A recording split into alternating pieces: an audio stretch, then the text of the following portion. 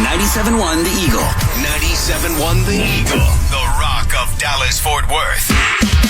But it wasn't always. In fact, when we turned on the power 63 years ago, the station was called KFJZ and played stuff like this. Out in the West Texas town of El Paso, I fell in love with a Mexican girl. Then in 1980, the Eagle was hatched. Aww.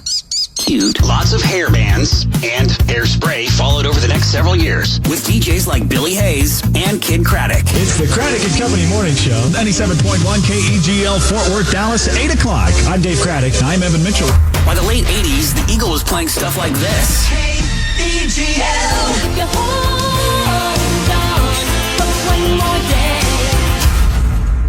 Okay. On to the 90s and grunge. Yay, the Eagle is back. And Howard Stern and Russ Martin. Hi, Bill. Hey, I have sovereignty over the airspace above my house in North Dallas. How far you think your sovereignty goes straight up? Well, the edge of space, when things start looking kind of purple up there, you know. So up to purple? That may be one of the best calls ever. Yeah. My house all the way to purple. Then in 2004, a programming genius decided the Eagle should go away, and we started playing this. Then this happened. Now that guy sells t-shirts out of the back of a PT Cruiser. In 2007, the Eagle was back. And so are Russ Martin, Chris Ryan, and Cindy Skull. And the Mavericks. And hitting a three on the left side of the floor, Luka Doncic. So as you can see, we have a rich tradition of doing whatever we want. So here goes. See, the best part of the Eagle wasn't just the music we played. It was the connection we made with you, our listeners. And that will continue.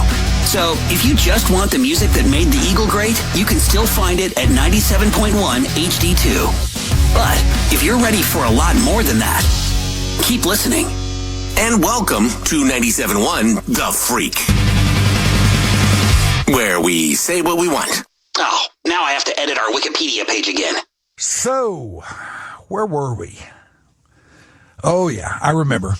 It was 2019, December 10, and I was wrapping up my final show on KTCK, where I'd plied the craft ever since founding the station, naming it, hiring the personnel, charting the course some 26 years prior. I couldn't be a part of it anymore. It was time to step away into what and where I did not know. But as I walked out the door for the last time, I felt nothing. Strange, considering I'd made it my life for all those years. Probably way more than I should have. But off we went into the great wide open. Sorry, cheap cover band joke there. I had no plans, didn't know what I was going to do, did know that whatever was next was probably not going to be in the radio game. I thought that was over for me.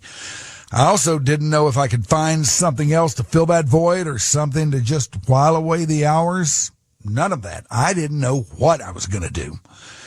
It was kind of daunting, and making it even more odd, at one time there was no place I'd rather be and no one I'd rather be with than those boys. But that was then. This is now. A new reality was dead ahead. So time passed. I did a podcast, played in my cheap cover band in pretty short order, became strangely at ease with it all. I got a couple of feelers in radio, but nothing that I'd want to do. So we rocked on. A very happy retiree with an outrageous career for which I was grateful beyond belief in the rearview mirror. 2019 turned into 2020. The pandemic hit, drastically altering things for everybody.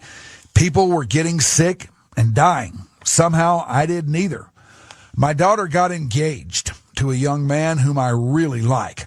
I started to get my head around being pawpaw down the road and figured that was about all I was going to be henceforth. All of a sudden, a lot of things that once mattered to me didn't anymore. But somewhere along the line, I got a call from Ben Rogers of the Ben and Skin Show, heard afternoons on KEGL. He was having a bit of a go of it as his partner and another great pal, Jeff Skin Wade, was being treated for cancer and hadn't been on the show. Ben was calling on friends to fill in, and he called on me. though not particularly interested in doing any more radio. A chance to help a brother out took the day. I did it. I promptly heard that didn't go over real well at the mothership. Oh, too bad. At home that night, I kept thinking about my friends at the ticket who were not real pleased with things up there. The ones who had no path to move up. They felt underpaid, underappreciated. I put pen to paper.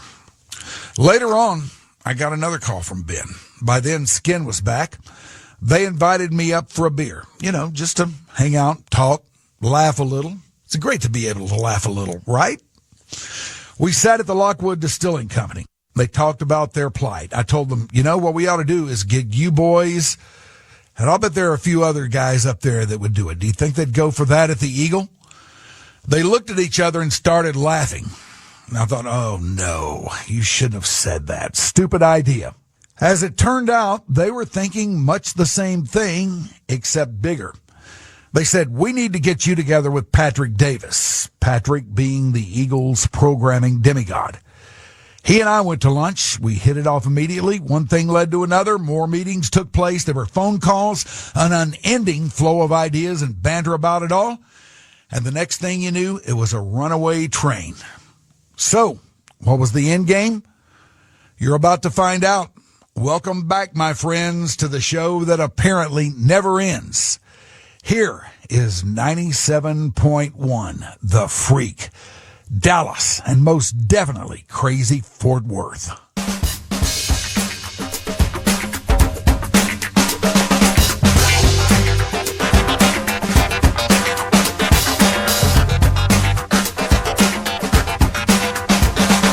Downbeat gonna make you sweat. Gonna get your body soaking wet. People talking in the street. Turn it up, listen to the downbeat.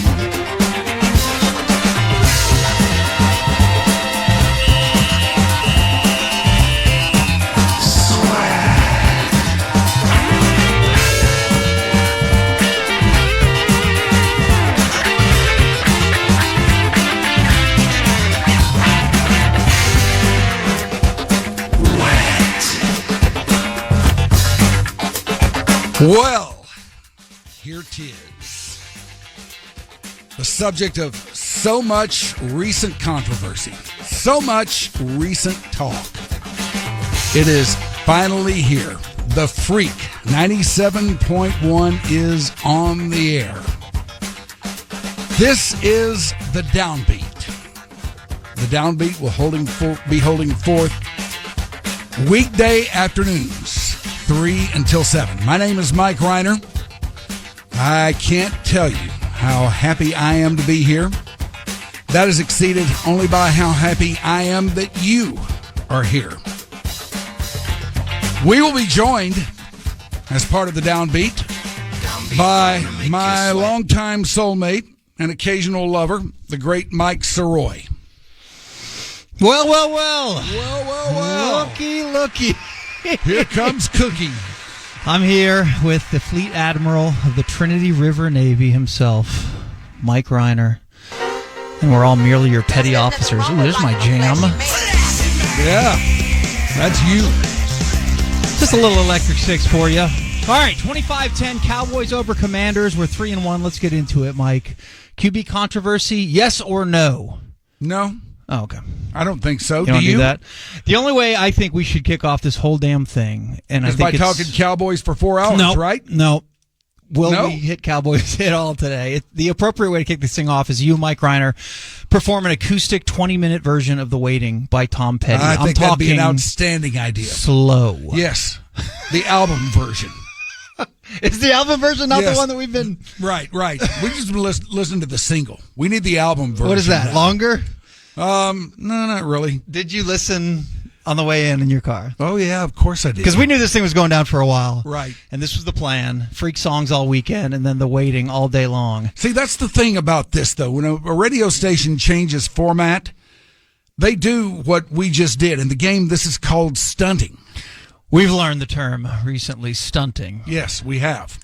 One of us specifically, who you'll hear from here shortly, was very entranced and enthralled by the concept of stunting. But that's what radio stations do. They find some way to while away the hours to separate them from what they were doing, yet not give away too much as far as what they're about to do goes. Meet somewhere in the middle ground there, and meantime, just have some racket on the air of some kind. I got in the car, the Jeep this morning, heading this way, and I listened, and I put on 97.1. And I was like, all right, I'm probably not going to listen to this the whole way. And I cranked it up. I went full volume and listened to that damn song the entire way up the tollway to our new offices here in Addison, Texas. And it was awesome. I loved it. But then you get to the office and it's still playing at every speaker, every hallway you walk in. And I'm like, okay, all right, got it.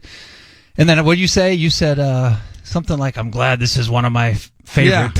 Yeah. I was really glad that is one of my favorite Tom Petty songs. Because you're taking the beating from this song. Yeah.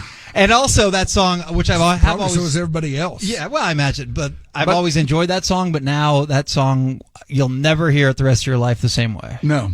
It holds a very special place. Yeah. Henceforth. Yeah. I voted for Do It Again by Steely Dan for the stunt song all day. I wouldn't object to I knew that. you wouldn't have objected to it, but the waiting, I think, was the proper answer. Yeah.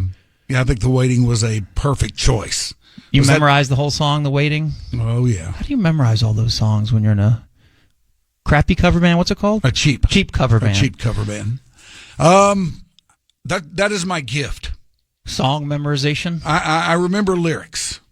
Really? I can't do much right in this world, but that is one thing I can do. Like you throw a song at me, and if it moves me in any particular way that I dig it, in very short order, I'll have the lyrics memorized.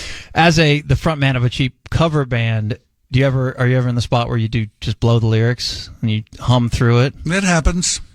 I've seen multiple artists do that in concert, like great artists. Oh yeah, it happens on stage and off. It's for a lot of those guys.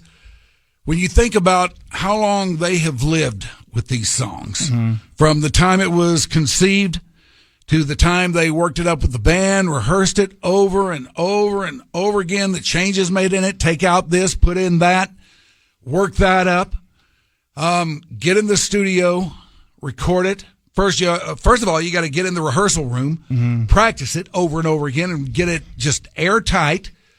Then go in the studio, record it. Who knows how many takes that entails? And then, if you're lucky, it turns into a hit, and that's all well and good.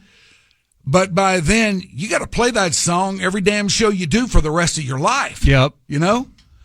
So I can't imagine if you could get these guys telling the truth, and I don't think any of them would, but if you could get them telling the truth about what they really think about their big hit songs, I think that would be really interesting for somebody to delve into sometime, if you could get them telling the truth. And like I say, I don't think you could. My friend Skin and I, at least, are big Team Radiohead, and Creep is their big hit that they had in the 90s. Right. And then they wrote a song called My Iron Lung. Skin's my friend, too, by the way. He is You your can't friend. claim him. I didn't know you've ever met him before. I thought you were going to meet him here in like an hour.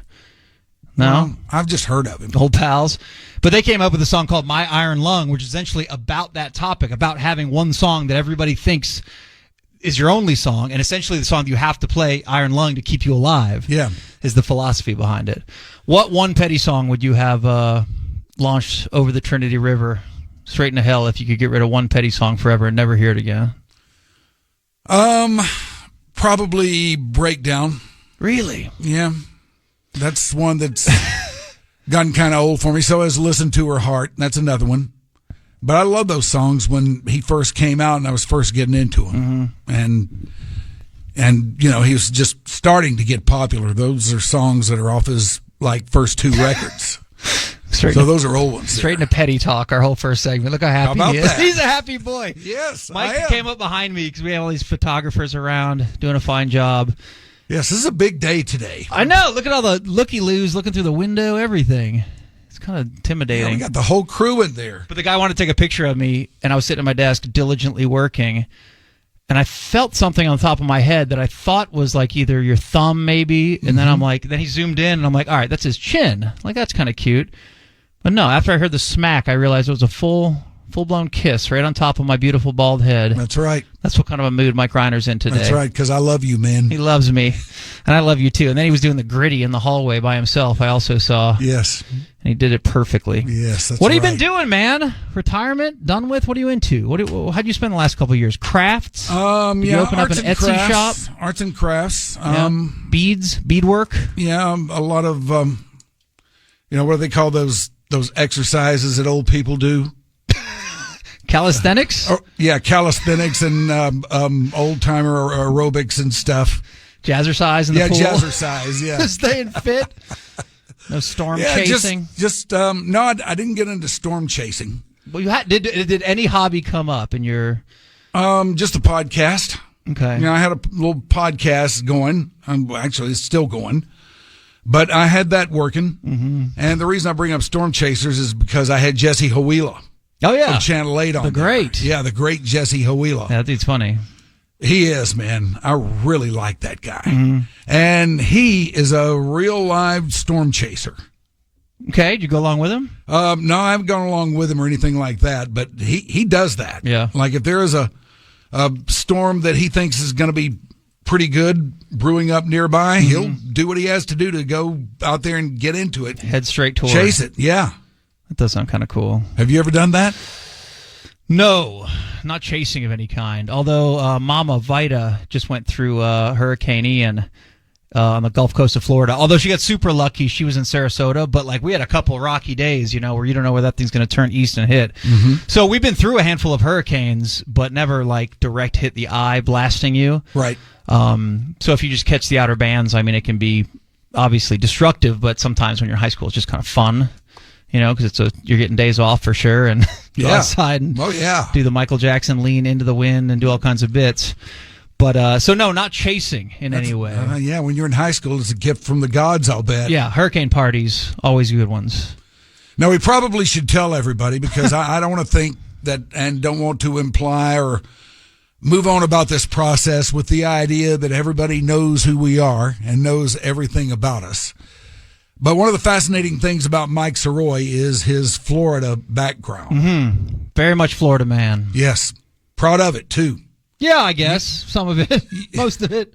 Yes, you do not shrink from it. Florida not touching, that I've ever seen. Anything touching the ocean is fine in Florida. But if you go more than about 3 miles inland, you're in dangerous waters. Yeah, it gets scary in there. But no.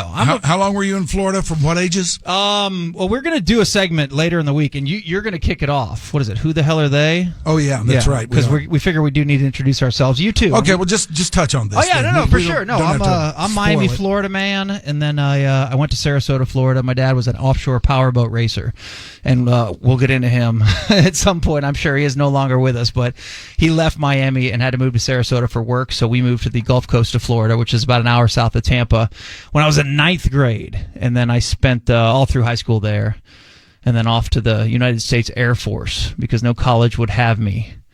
Yeah. But, we'll get into that and who the hell are these guys. I think we'll start that tomorrow with you debuting the segment. Okay. We need to know who the hell you are. How about one question for you, though? How many radio stations have you worked at? Because we're going to talk freely about our previous stop at the Ticket. I mean, I don't, they're not going to mention us, I would imagine, under any circumstances. But we can speak freely about everything that went down there. And then there's some blowback where people think that you were like drafted by KTCK only, and that's the only station you ever worked at. But I mean, this is just part of a ongoing evolution of your life that you now find yourself at 97.1 The Freak. But how many stations total have you worked at? Probably 5 or 6. Okay. Yeah, all in this market. There was Zoo. Let's see. After that came WBAP for a little while. And then KZPS. And I did a little stuff here and there for 1 or 2 others. But then KTCK started, and you know the rest of that story. Or some of it anyway. You're wearing, that's a Zoo t-shirt, right? I am wearing a Zoo t-shirt. That's not an original. That's a reprint, right? No, yeah. Actually, it was never an actual t-shirt at all. What it is this was a Zoo sticker. Mm-hmm. This was my favorite Zoo sticker that they ever had, and it was in use before I got there. But I got a hold of one of those stickers and had somebody blow it up a little bit to where it would fit, like all across the front of a shirt. Nip to nip. Yeah, nip to nip. And made a T-shirt out of it. And so is that thing called the Freak Beast? There's some freak association with actually, that. this beast here was known as Zulu back in the day. And is that an elephant? Yeah, it's an elephant with a radio for a face or something like that. Yeah, an elephant with wings and a radio for a face. Well, I'm glad A freak. Throughout that entire journey you've made your way here with us, and this is crazy, right? Oh, man, I can't tell you how I'm looking forward to this. I know you sort of covered it in the recorded thing that we played at the very top, but I'm sure I have plenty of questions about it. I mean, there's people who think you should never have done. I mean, who cares what people think? But they're like, all right, you had this perfect legacy at the ticket. Walk down that hallway, and that's that. I know. But I mean, speak for yourself. But I'm like, why can't this guy have more fun? I can. Yeah. I mean, it's my life. Yeah. And if I want to do it, I can do it. And I wanted to do this. I really did think, though, that the game was over for me. And I was cool with that. I mean, I was cool with that from the time I walked out of that building. I did so knowing that was probably going to be it. And the strongest reaction I could muster up was a slight shrug of the shoulders and, okay. And that was that, I heard the recording where you sort of explain it, but how long after you went home, sat there every day, presumably doing nothing, not your Etsy shop that never opened up with your crafts and whatnot. Right. Was there a moment where you're like, oh, I made a huge mistake? No, never. I was a very happy retiree.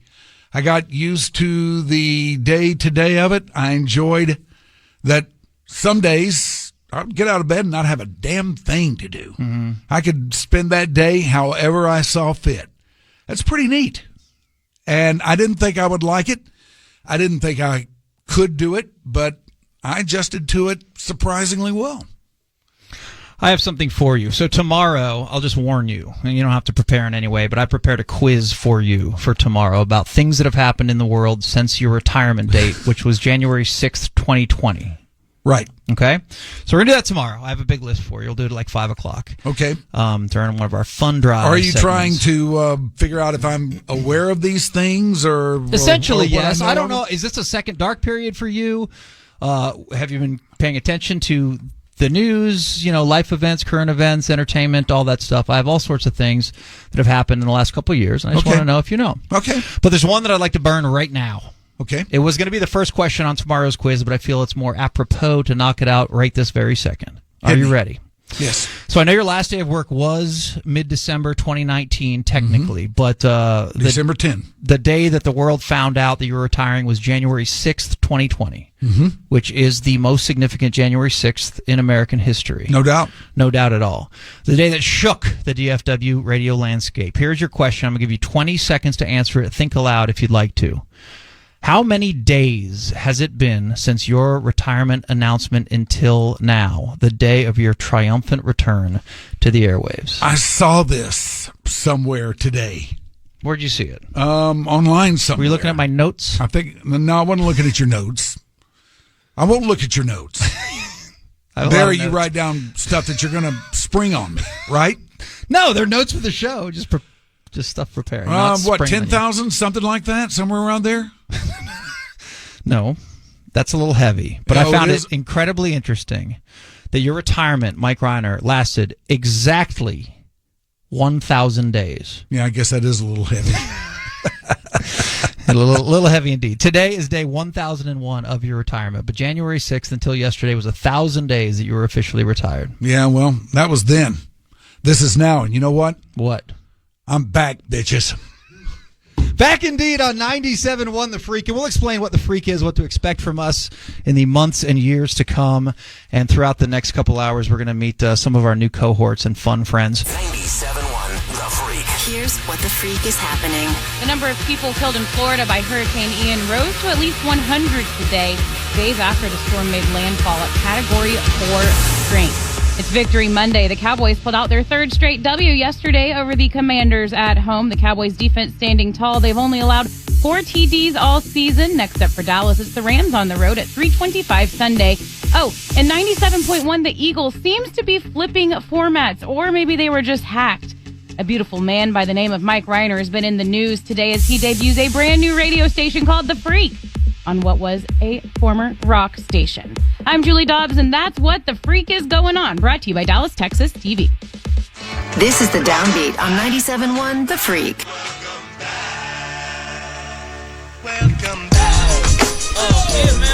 I guess you got to learn new stations don't have really long breaks. Yet.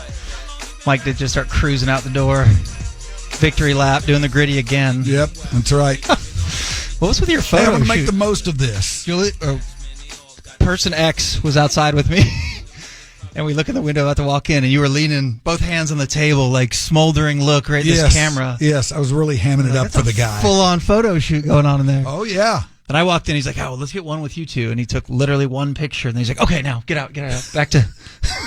Your time will come. Back to him. My time may indeed come. Your time will come. There will be a time when I'm old news. I'm a big story now, but big stories don't last forever. You're a big story forever, Mike Rhyner. No. How does it feel? We did a segment. We did. We did a segment. Woo! You should have seen Mike when we did the other day. We recorded one thing, and he was like, "Let's go tell our boss." So we went and found Patrick, and we stood in his doorway for no reason. We're like, "We did something." And he's like, "Okay, cool, whatever. This is what great. You guys are going to do every time you do a segment. Come down here and tell me. Tell me. Look for a high five." And then today you recorded something else. You're like, "We're doing production." I'm like, "Yep, yes we are." Yeah. And he said, "Don't tell me about the pain. Just show me the baby." All right, 97.1 The Freak. The cat is out of the bag, and I am proud to be a part of it. I know you are as well. This is really incredible. And again, over the next few hours today, you're going to be meeting the full cast of people that will be helping us out from 7 a.m. until 7 p.m. every single weekday. But I think we should talk about the station itself, 97.1 The Freak. And this was the Eagle, an hour ago? Yeah. And I think we should pay a little homage to the Eagle. I think we should as well, because frankly, again, I'm not from this area, so I don't have the reverence for it that it probably deserves. And I'd like for you to educate me and anyone who's listening. And again, there's a ton of Eagle listeners, who became accustomed to what they've done for so long and done it so well, that they're probably a little shell-shocked by this big switcheroo. So... you can either start with what the Freak is or the history of this station and how we got here. Well, let me just touch on a couple things regarding the history of the station.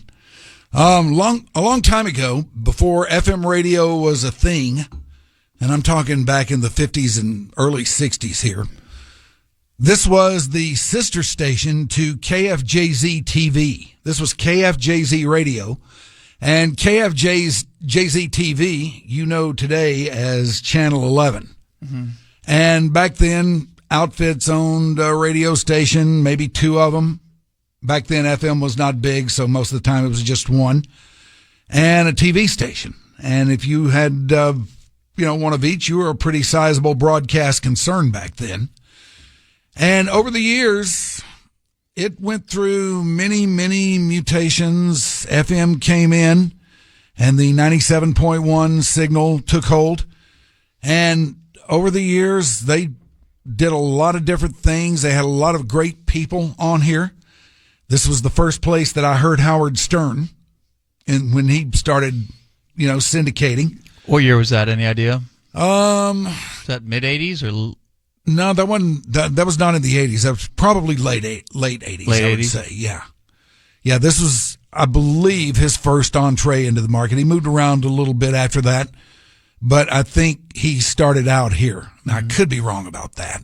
He might have started somewhere else and then came here, but he really made a big name for the station when he was here.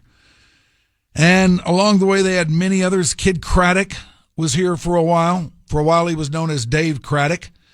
And this was the first place where he really made his way in this market.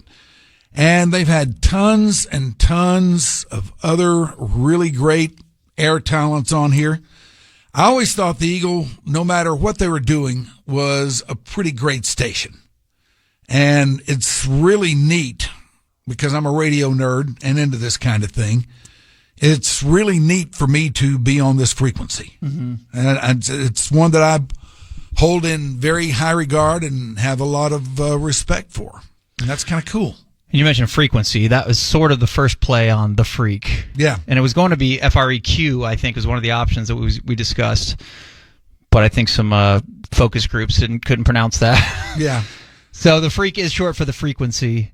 And it's an odd name. It is, I think, I'm quite sure, the first iHeart-operated station with that name in America. It was probably very difficult for the bosses here in the building to get that approved. Yeah. Because they wanted it to be, the ticket or the fan or any of the, the hub, the game, like whatever the traditional sports station names are. But there's an important reason that I kind of think most of the announcements have sort of wrong. No, there is no doubt about why none of those names would apply to us. Yes, and that reason is because that's not exactly what we're going to do. The neat thing about this thing, and I think a good part of the appeal for all of it, for all of us, to all of us, was that here we're going to be given the latitude to do whatever we want, whenever we want, and talk about whatever we want, whenever we want. Now, everybody here has fairly substantial sports radio background. We all love these games. We love these teams. We keep up with these games. We watch them. We follow these teams. I mean, we're sports radio nerds, but the neat thing about it is that we also have another side to our radio profile, if you will. And here we're going to be allowed to explore that without any kind of fear of program director retribution or anything like that. I mean, they know what we're going to do, and they said, go get them, boys. Yeah. Like I'm big into falconry. Yes. I bet people don't know that about you. Hours on end. Yeah. You go over to his house, and how many birds do you have now? Falcons, not birds. Well, okay. I'm sorry. Falcons. How many falcons do you own? 4 falcons. 4. Is that counting your Ford Falcon? I do not have a Ford Falcon. I have 3 Falcons that I own, one that I'm working through some legal issues that I call my own. But yes, exactly. For instance, falconry. We can talk about that each and every day. If we want to. If we wanted to. It's not a sports station. This is a fun station. And yes. We were kind of kicking around. What do we call this? And it's like personality driven. It's live local talk, which we think has a brighter future than maybe rock music does on the terrestrial radio for sure. And I just kept settling on this is fun. That's what we want to have every single day. Now, yes, fun often is talking about the Cowboys, and when they rattle off 3 straight wins behind Cooper Rush, sure, you're going to talk to your friends about Cooper Rush and the Cowboys. So, yes, we are going to talk about sports, but we are not beholden to sports. We don't have to talk Cowboys in the middle of summer for the sake of doing it. That's right. Which I think is a whipping. By the way, Cooper Rush, much better than the upper tier or upper second tier quarterback that they're going to give $45 million a year to. The starter on this very team. Yeah. Much better. Yeah, much better. Much better. I'm talking. There you go. Much better. Much better. Just a little opinion for you. So the idea of the station is that it's fun time. It's whatever's on your mind, my mind, or anything on the mind of any of the cast of characters that are going to be doing the mornings, the middays, or this afternoon show. And it's simple. Fun times, man. I want to have a good time. And the other thing I've noticed here is fun people, good people. And not to say that wasn't the case anywhere else. And we can discuss a little bit if we want about our past employer. I mean, the ticket is legendary. I love the people that work there, the on-air people, and most of the people behind the scenes. They're good people. But opportunity was incredibly limited. And the opportunity that presented itself here after I had left the ticket, because I didn't leave with the intent of coming here. I mean, I left with, I need to make some money, and I wanted to work with my brother and help him out. But then shortly after I left, the phone started ringing, and it was like, interest. Are you interested? I'm like, I am, because I got to get out of this house. These falcons are insane. They never stop making noise. They eat so much, you can't feed them. And you don't have newspapers like you did back in the day. No. It's a mess. F these falcons. I'm looking to unload 3 falcons, and I'd like that done by the end of the show today. How do you catch the falcon dung? $500. Tupperware's all over. But I'm like, dude, I'm interested in a new opportunity. What is it? And once you hear the people that are involved and you hear from the people who are operating things here. I'm like, dude, I didn't know this vibe or attitude was an option in this industry. Man, I didn't either. It used to be, but I thought those days had been gone. Those days were gone and had been for some time. And if they were around in this business anymore, I didn't have any idea where it would be until I started looking into this and started pursuing it and everything like that. And we've been having a lot of meetings and stuff up here as we in the days and weeks leading up to this. And I got to tell you, I've had to pinch myself. I've had to literally pinch myself a few times just to make sure that this was real and that this was happening. Because all of those meetings have been so incredibly productive. They've been so incredibly on point as far as getting everybody's head in the same space and getting us prepared to do this.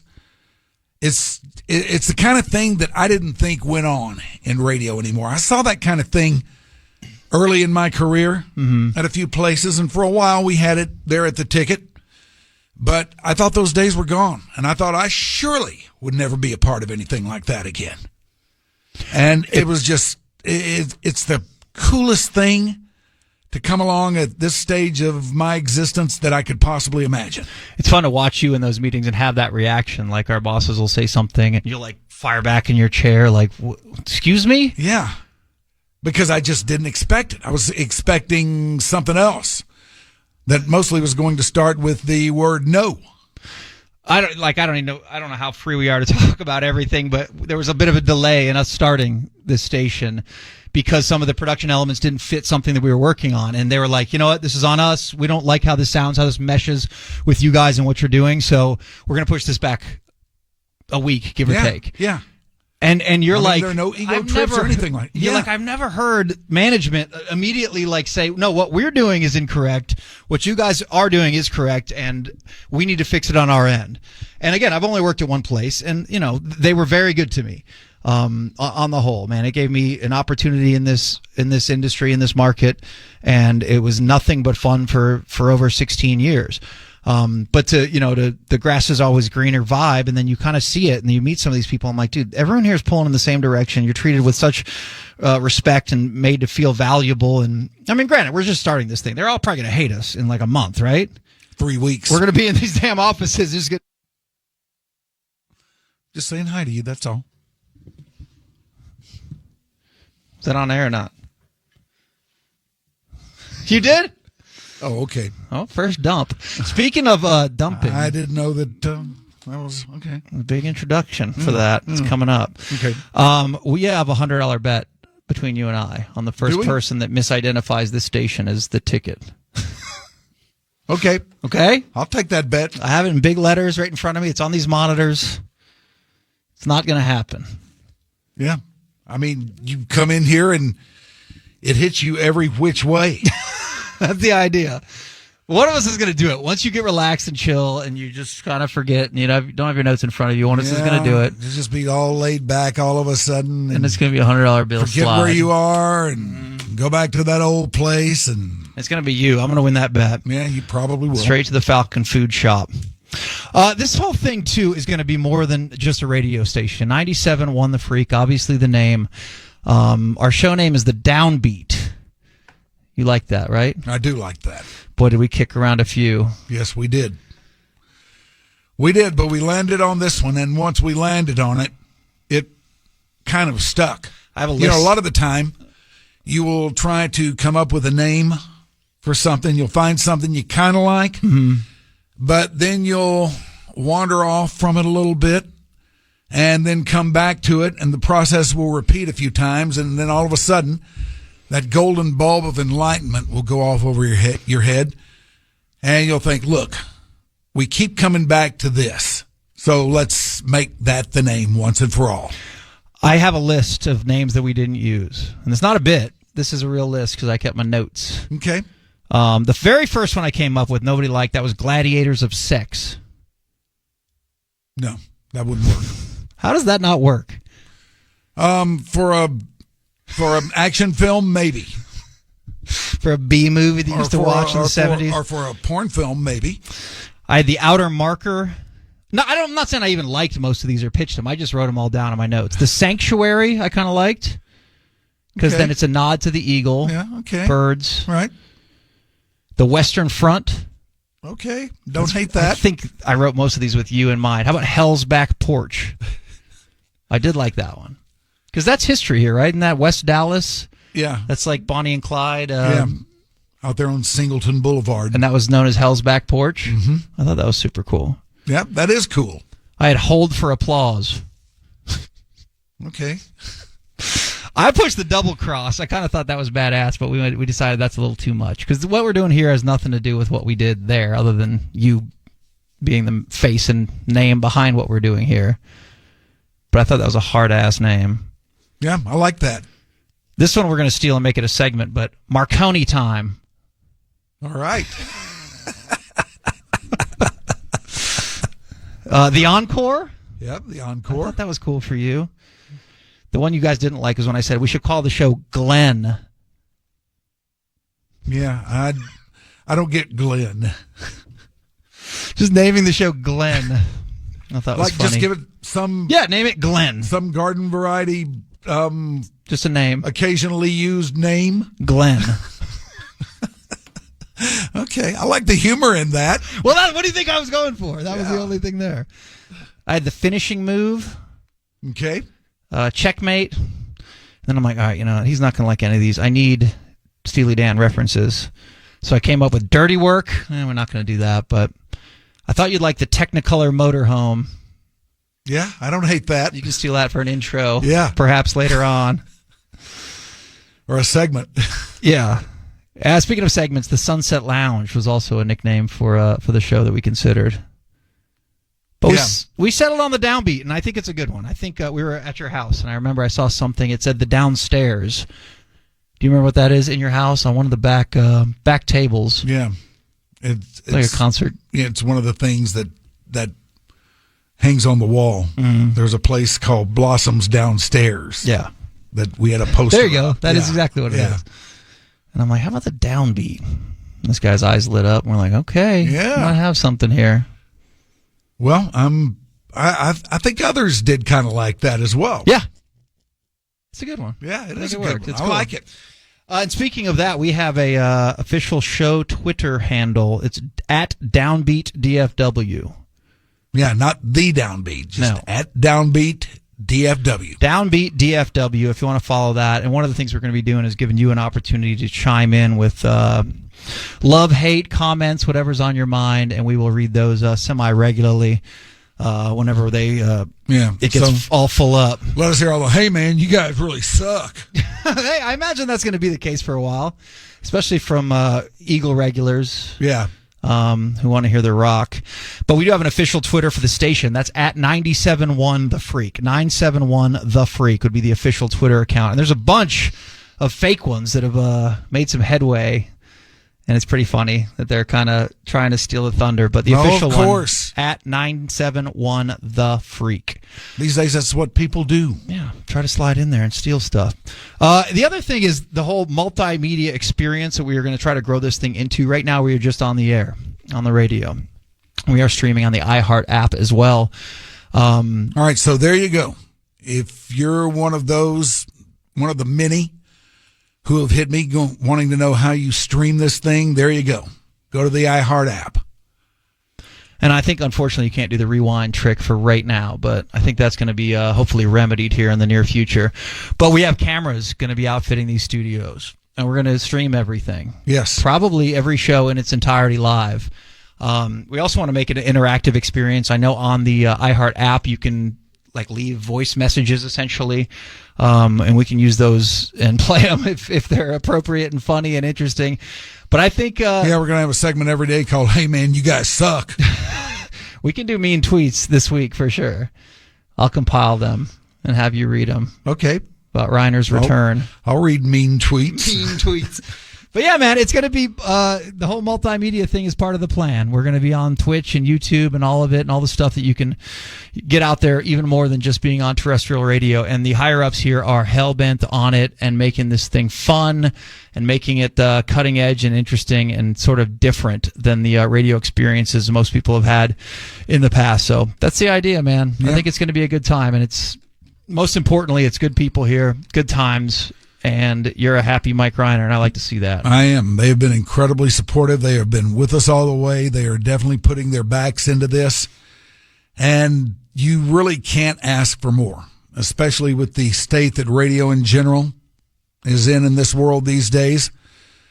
I mean, you wouldn't know that from looking at what's going on up here and what they're doing. And our aim is to make this work out as best we can for them. Because if it works out for them, that means they will keep us around for a little while. And I'm definitely interested in being around for another, 25 years or so. Come on, baby. Yeah, that's right. Did you have trouble keeping the lid on this thing over the last few weeks or months? Not too much. Not too much. Sometimes I would get on Twitter and somebody would piss me off. Mm-hmm. And there were a couple times where I might have suggested or maybe even said a little too much, but I learned to get a handle on that. Yeah.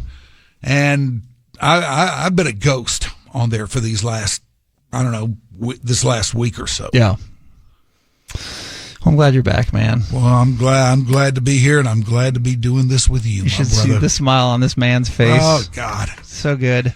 And it makes me happy. And I am honored, Mike, honestly, as you, and we'll reveal throughout today and the weeks how this thing sort of came together and all that. But it was definitely a call from you inviting me and making me consider anything like this. And it wasn't that long of a consideration once you're on the phone. You say yes to these opportunities, and yes, you do. You did that, and I said yes, and look at us, 97.1 The Freak. Yes, when an opportunity like this comes your way, there is one word and one word only, and that word is yes. Big loud yes. I mentioned earlier the Fleet Admiral of the Trinity Navy. He has petty officers working at this station. We're going to meet some of them, including the group that's going to get you from 7 to 11. That's the Downbeat on 97.1 The Freak.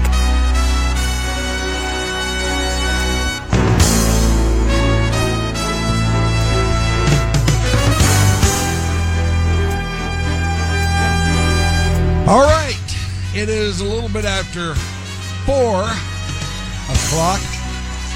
You're listening to 97.1 The Freak. It's going to take me a while to get used to saying that. You don't think I'm waiting for that $100? Just say the T word. Just say it. I know. No, we'll not. You're going to win this bet, too. That's the worst part. I will catch myself. The guy who does not need my $100 at all, but you're going to win it. I will catch myself. Do you have to say the full word? Yeah. Okay, so the loser of the bet. Oh, yeah, you do have to say the full misidentifies our new radio station. Right. 97.1 The Freak. Yeah, right. Yeah, you got to say the full word. Okay. The T at the end. Yeah, you can't catch yourself halfway through. That doesn't count. Okay. But if you say the full word, then it's $100. Oh, yeah. Then it's $100. This is the Downbeat, and I just went through last segment a couple of other options for our show name, and Glenn is getting a ton of support in the online community. Glenn is? Yeah, that we should have just named it Glenn. Okay, there's something to be... look at him, see? All right. There is something to be said for that. We might have to redo all this imagery. You're listening to Glenn. There's something to be said for that. Yeah. It's just like the Freak. It grows on you. At first, It's like, what the hell is that? Right. And then, Glenn. And you're smiling. Glenn / the Downbeat from 3 to 7, not the only show that's going to be on this station. No. There are others. There are 2 specifically that are going to be getting you from 7 a.m. until 7 p.m. each and every day. Dallas Mavericks basketball is going to get us through many, many nights. But the plan is to have fun here on The Freak. Yes, we're going to talk sports, but it's fun times. And when I think of fun times, I think of the 3 people who are joining us in studio right now, and I will introduce each and every one of them here. Morning man number 1, uprooted from his post beneath the dreaming tree, is the narcoleptic knight of House Olney. Here he is. It's Kevin Turner. KT! It's KT! It's K! And it's a T. Woo! Can you do house oldie, huh? Can you do the Dave Matthews dance? Doesn't he have a signature? Kind of sounds like that a little bit. KT, the longtime producer of the Ben and Skin Show. How many years? 9 years and 4 months with the Ben and Skin Show. And that was after 3 or 4 years of part-time action where I was a ticker guy for the Cirque du Sirois weekend show. Thank you. Back on I have zero recollection of your tenure with us. Yeah, and I don't blame you. I did add a lot to it, but you were, kind of ignoring me, and Cash always gave me a lot of love for that.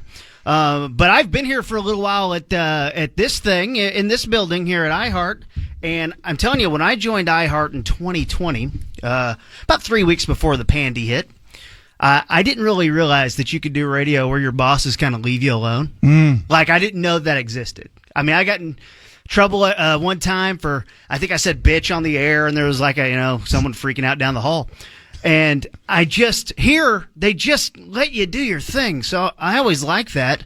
And I feel like that's going to fit the Downbeat pretty well if that's the same thing we're going with. Although the Freak's different than the Eagle, right? So I think so. I'm just so happy. The Glenn. I got to stop. That's all I can think of. KT, you're one of my favorite. Not Glenn, it's just Glenn. See, now you're all on board. Yeah, I am. KT for Let's change it.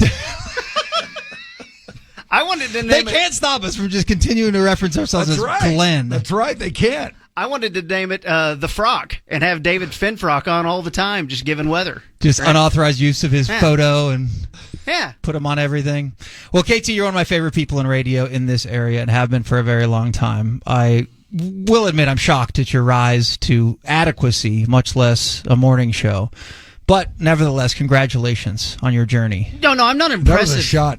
Yeah. You know that, don't you? That was a shot. It was. I'm not veiled. I'm not impressive. That was not veiled. It was veiled. Veiled my ass. Adequately was the only bad part. I'm not impressive on the eyes, but Mike, whether you like it or not, and by Mike I mean Mike Sirois, you kind of groomed me into this business a little bit. I mean, when I got the job at the Ticket in 2009 or whatever, it was actually another person's tweet. That actually created an opening, right, to let me get in and you go work for Norm or whatever. We'll tell that during the who the hell are these people that one ill-advised tweet is the only reason I have that job, this job, or any job at all. I remember, yeah. And I don't support. It's a longer story, but you went to bat for me many times to help me get hours and work my way up, and then Ben and Skin, I owe them so much for kicking me in the nuts for years. Who do you owe the most to, if it was me or them? And don't do like recency bias. Just think of the big picture. The start is sort of the most important thing in this business. You love me more than any of them, don't you? Yes. And damn it, yeah. By the way, Mike Rhyner, who you grew up listening to, right? And the first time I met Mike Rhyner, that just means I'm really old. I said, "Hey, Mike, I'm Kevin. I'm gonna go cover a game tonight or whatever." And you just told me to use a rubber, and that advice. Yeah, was that his first words to you, basically? Yes, and that advice stuck with me because I'm proud to say I don't have any kids out there. Ah, look at him. The rubber band man, Kevin Turner. That puts you several rungs up on the rest of us. All condoms, all the time. New sponsor. Not the Freak. We're taking them all on. KT, and you've decided to do this show alone every day from 7 to 11. Big stand-up, open mic. Been working on stuff for the first 34 years of my life. Get some stuff from the womb. We're going to break out. Going to be good. Alone, KT shan't be, because he has at least one person holding his hand and getting him through morning 7 to 11 right here on The Freak each and every morning. And here he is. Despite his limited repertoire of volleyball serves, he will rise, he will grind, and he will sit down to pee-pee. It's Jeff Kavanaugh! Try not to get pumped. Look at that. That's so good. Jeff Kavanaugh. We got a little dance included. Kavanaugh, what's up, baby boy? Hey guys, I too am surprised at KT's rise to adequacy. I'm equally surprised by the ability of people to hold Mike Sirois down for a good decade and a half. That's right. I was really impressed. It was tough. I was impressed by your toiling. Thank you. Yeah. Well, I've minimal ambition. And it's pretty easy to go in for a couple hours a day, crack a few jokes, and then bitch about it. And then You stay at something for 10 years, that's not minimal ambition, man. Mike, what have you brought to the show today? Nothing. You say something, then I'll say something. Yeah. It'll be good. 9:59 to 12:01. And then I go home kicking a can. Oh, I'm not appreciated. I am BS. excited to be here at a station where it is welcomed for me to do an entire 20 to 25 minutes tomorrow. By the way, our show name is Chuck. Oh! We're going with Chuck because I like that. They had the That's a good courage word, that we Chuck. didn't, Mike. And I'm excited because I like this Glenn better. Yeah, Glenn's good. I have a candidate when Glenn's- I love to talk. they're not. Julie, you're not here yet. Yep, you're not even a yeah, person just settle yet. down over Dump that. there. Dump all of it. No, don't dump. Not at the notice- table, Carlos. Did you notice how quiet I was while KT was being Do it any KT? longer. All right, let's just do it. Can we do it? Because she's freaking. Sorry. Julie, She needs on. It's the secret weapon. The secret weapon Sorry, of Jeff. the revolution. A Sorry beacon to cut you off. of but- light and love. In any room she answers. It is Julie Oh, Dobbs. thank you. Yes. What about kidding? Kenneth? Kenneth? Yeah, No, for the gotta name be- of the show. Gotta be one syllable. One time, I had a beer bong named Kenneth, and I've been wanting to name something Kenneth ever since. Dude. Tomorrow at 7. Get another Kenneth. beer I feel bong. like this is the perfect opportunity. Had a beer bong named Kenneth. Yeah, I did. I had That's a beer amazing. bong named Kenneth. Stupid idea. We wore him out. Uh-oh. 7 to 11, Kenneth. From Sorry, 3 to Mom. 7, Glenn.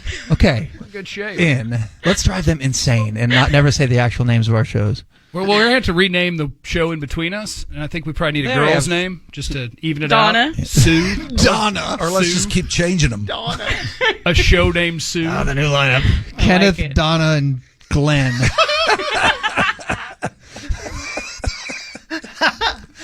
I mean, they want us to like push it and do anything you want. All right. Yeah, wait till you hear Frank at night. Yeah. At night, Dude, Frank. Frank's come out at night. That's what I've heard.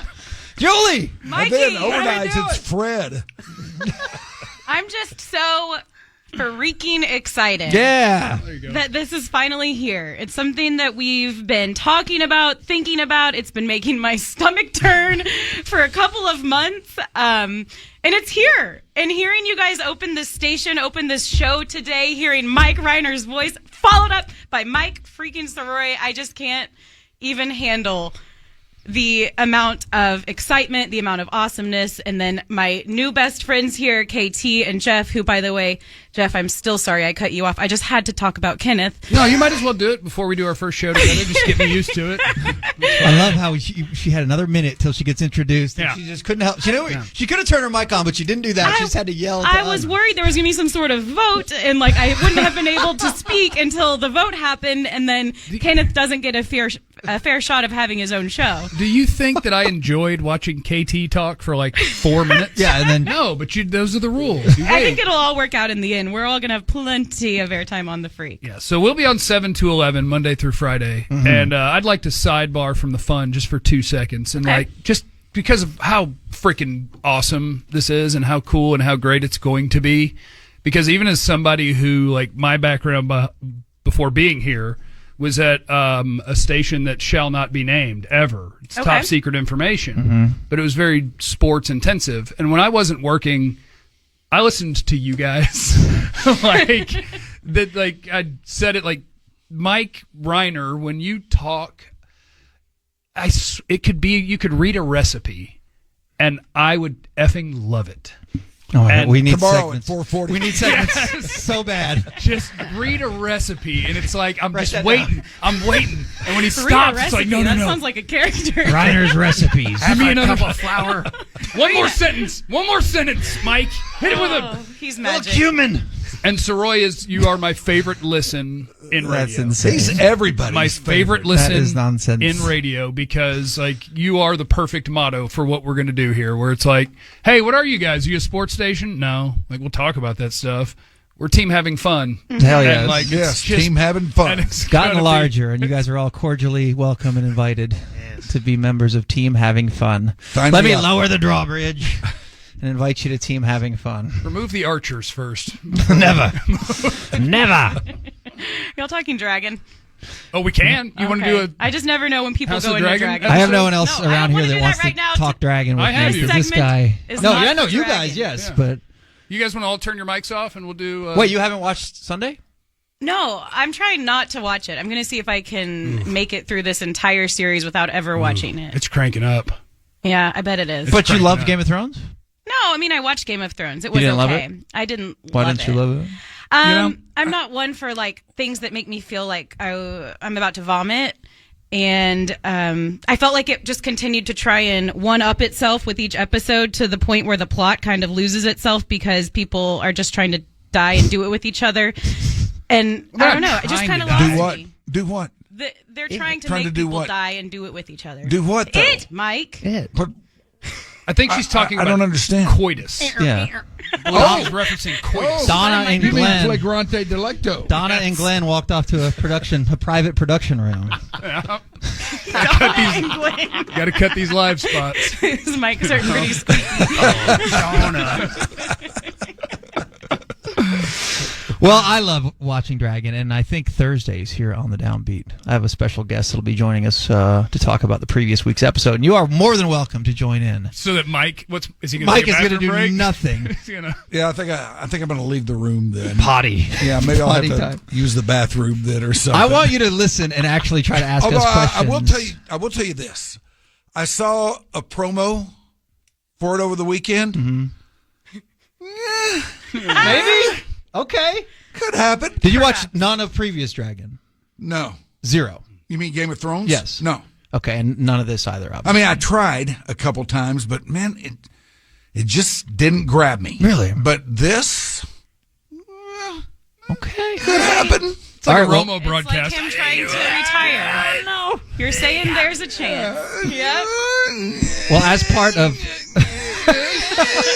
When you get a chance, ask I wish I Skin did. about Game of Thrones. Skin is my favorite Game of Thrones watcher. He hates it, doesn't he? He doesn't watch, but he would always come in and be like, "Man, how about when that dragon had sex with the..." And like just Hate something it. that definitely wasn't part of the show, but would pretend he was in. Oh, gosh. So, do you guys have a show name? Julie? Chuck. I Yeah, don't know. you got to be in charge of this, don't you? It depends. If I can't call You it want Glenn? Donna, I don't know. I love the name Glenn. I just don't know if it has staying power in It the top does. 5 market. It does. Two Ends. It does. Two It Ends. does. I We'll would throw in say the extra one N for free. makes it even more exquisite. Yeah, go and with mysterious. 3 Ends.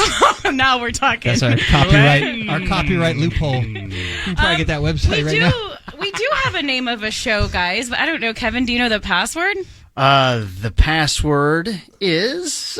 That's the thing. We went with the great plan on a public radio station of having a password-protected show. Mm-hmm. Yeah.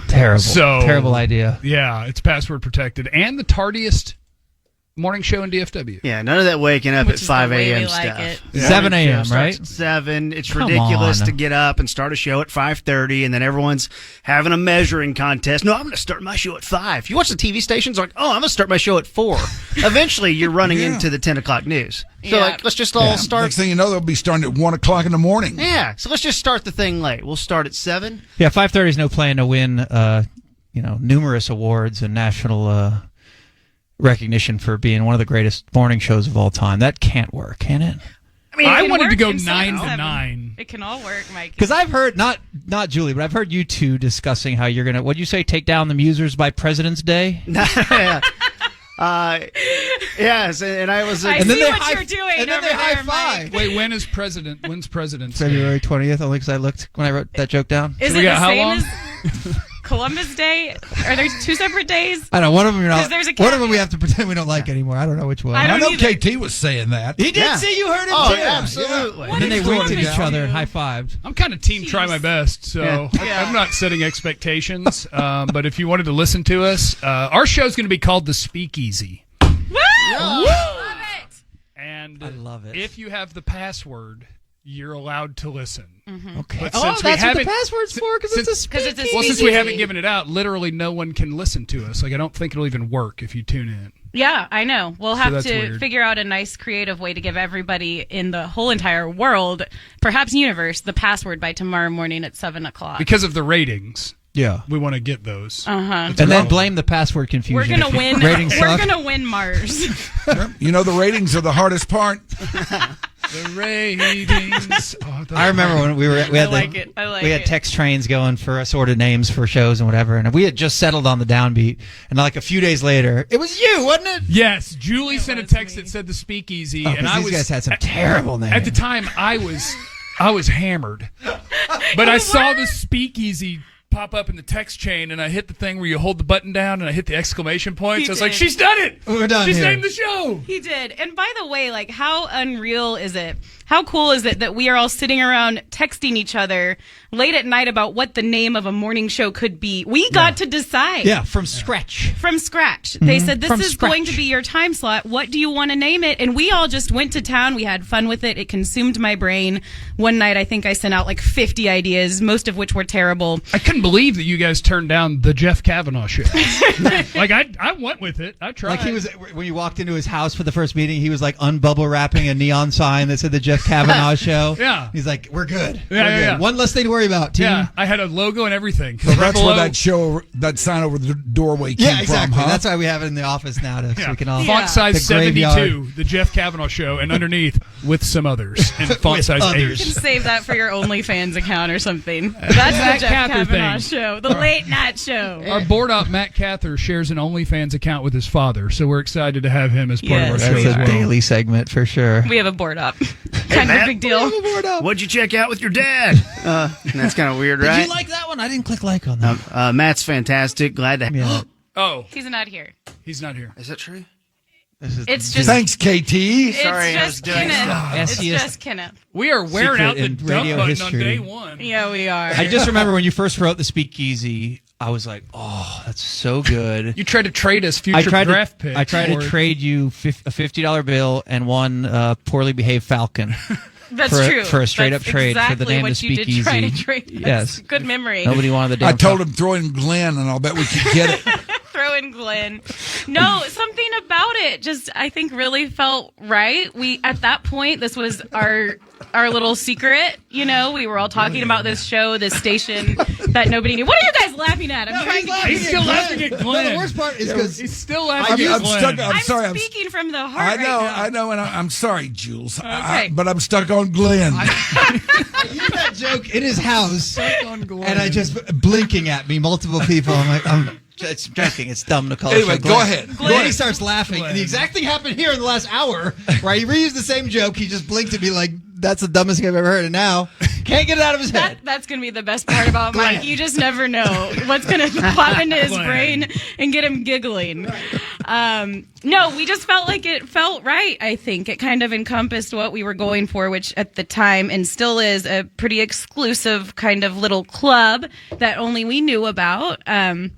There's drinking. There's drinking. Yep, we're going to be boozing every morning from 7 to 11. There's music. There's going to be music. There's going to be... Oh, wait, no. KT, you got rid of the music. We do Yeah. talk now. The music is on HD You killed too, I'm rock, told. Okay. like just in general, so- the whole genre. Yeah. For Man those who killed wondering, rock and roll. for those wondering who like the real brains behind this whole thing was, like if you want someone to be mad at for killing rock in DFW, it's Kevin Turner. Yeah, bring it. Bring it.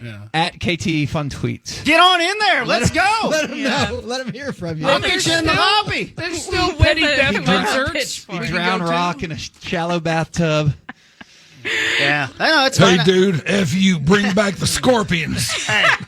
And Rock was fighting back. KT had two hands on its throat, Yep. pushing it while it was thrashing in the tub. Like an arm with a spiked bracelet came out and tried to grab his collar, and he put it away. It's like He'll the do marmot in Big Lebowski. Remember him in the tub? Yes. He'll do that. As my girlfriend once told me, I'd rather get a rise out of you than not. So that's good. So like that's the thing. If you're thinking about it or you're mad, that means you're thinking that's good. Hey, HD2, you can get your rock there. I promise you. He has a girlfriend? Swear to God. He just dropped the He girlfriend never bomb. says Yep. it. He's always like, yeah, the girl I live with. Leading statement guy And she's over so here. hot, Mike. Yeah. Wait till you meet her. She's so hot. Yeah. Uh-oh, now look at him. We'll He's do a whole uptight. segment He's getting later this uptight week here. on KT's girlfriend. Oh no, she's No gonna big kill me. deal. I'll trade Yeah. you Glenn for. Hey. Well, I'll take we have Glenn. We have Glenn. Proprietary. Holding your imaginary boyfriend. No, No, show. It's a show. I know, but it can also be your imaginary boyfriend. I'm not into the, what is it? I'm more into whatever the it is wine when you than the hook label. up with imaginary men. Yeah, I'm down for whatever. But no, yeah, we just felt like it was a good name, and then of course we're speaking every morning when we really, really hope and think and know that this is going to be an easy listen for everybody in the mornings. That's what we want. I will be listening each and every morning starting 7 o'clock through 11. I'm going to throw a challenge flag. I feel like you'll be more 9:30. Will I listen tomorrow? Your 9:30, most magical 9:40. moment. I just don't feel we were like all in here like bringing you water, giving you a massage for your debut. I was making sure y'all had everything you need. Yeah. We'll see if you guys can wake up. Should we call them at like 7:05? I mean, I'll tease ahead. Okay. I told Mr. Rhyner here that at 10 o'clock he's on our show tomorrow sitting in that chair. He sure is. And I'm going to text him at like 6 a.m., 7:15, 10 o'clock? 8:30. It's time for some morning rinds. Yes. We've never heard rinds in the morning. That's right. Just give them one recipe at 10 o'clock. One recipe with rinds. And you pick what it is. One breakfast food recipe, and they'll be happy. Brisket grilled cheese recipe. It is Julie Dobbs. It is Kevin Turner. It is Jeff Kavanaugh. It is the Speakeasy. It is 7 a.m. until 11 a.m. every weekday morning. And you guys are going to stick around. We'll have some more fun. Get to know these fools a little more intimately. You're listening to the Downbeat on 97.1 The Freak. We're damn good, too. But you can't be any geek off the street. Just do it. Gotta be handy with the steel, if you know what I mean. Earn your keep. Regulators! Mount up! It was a clear black. This isn't your part, is it? White Warren G was on the streets. This is my guy. My guy. So I could get some phones rolling. Our guy. My guy. That's our guy Donovan. Hit the east side of the LCT on a mission trying to find break the Warren G. See the car full of girls, ain't no need to skirt. All these skirts know what's up with the 214. So I hooked a left on 21 and Lewis. Some brother shit. Is Cokeville a real place? I never heard that. Yep. Where's I grew Cokeville? up in Collin County. Where the hell is Cokeville? You been to Cokeville, Mike? Cokeville, yeah. No, Cokeville is a town. No, it's in Cope. I've been to Cokeville. Yeah. You have? What? I didn't know that about you. It's a town in Wyoming. I just googled. No, Cope. I know. I googled Cokeville. It is a place in Wyoming. Well, you're the one that wanted to call it Show Glenn. Yeah. That's on Lake Levon, man. Well, northeast of here. Don't look it up on your phone and then immediately act like you knew where it was. No. Do you ever do that? Okay, I'll do that at No. a nice restaurant when there's like a fancy word on the menu, and I'll be like, I know my hot young girlfriend's about to ask me what this word is, so I'll like check it real quick. You want to be prepared. Right. I'm like, oh yeah, that's sauce. It's usually made from, I think, cream, and she thinks I'm Like, smart. And you turn I into Chef literally X all have of a my sudden? phone on my I believe lap. it's a light white sauce. Yeah, light white sauce. You'll like it. I think you'll like it. You should try it. moonlight as a chef. I know a chef. I know you do. He knows what he's Let's doing. bring him to the airwaves. I don't know. soon. He ran out of jokes. He's ready for the big time, Mikey. He only does big holidays. Yeah, well, Yeah, I could have done. Let's get on his I could have schedule. called him and had him come up for this. let's get on his schedule.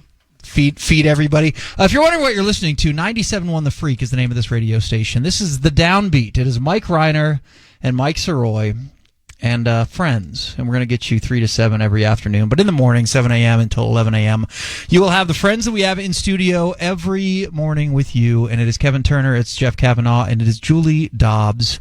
How we feeling, y'all? 7 a.m. tomorrow. What time the alarm set for? Which of the three of you is this the biggest shock to the system, knowing that every day of your life now you're going to be waking up at, I don't KT's know, 5:30? narcoleptic, so he doesn't sleep. Yeah, he Julie doesn't count. has children, so she doesn't sleep. Mm-hmm. So the answer And you go to is Cokeville, so you don't sleep. correct. You have frequent a condo in Cokeville. I've been getting up Just start the rumors right out of the gates here about our friend Jeff. since my way less covered retirement. Mike Reiner's, I feel like, was covered in more depth than mine was. Aw. Ad nauseum. I haven't had to wake up since the end of February. So I generally open my eyes around 8. Okay. Roll out of there around 8:30, 8:45. Go And for then a you walk. ask for cowboy questions at 8:50. Pretty much. You got to keep yourself relevant. AMA. And that's a good ship to tie yourself to.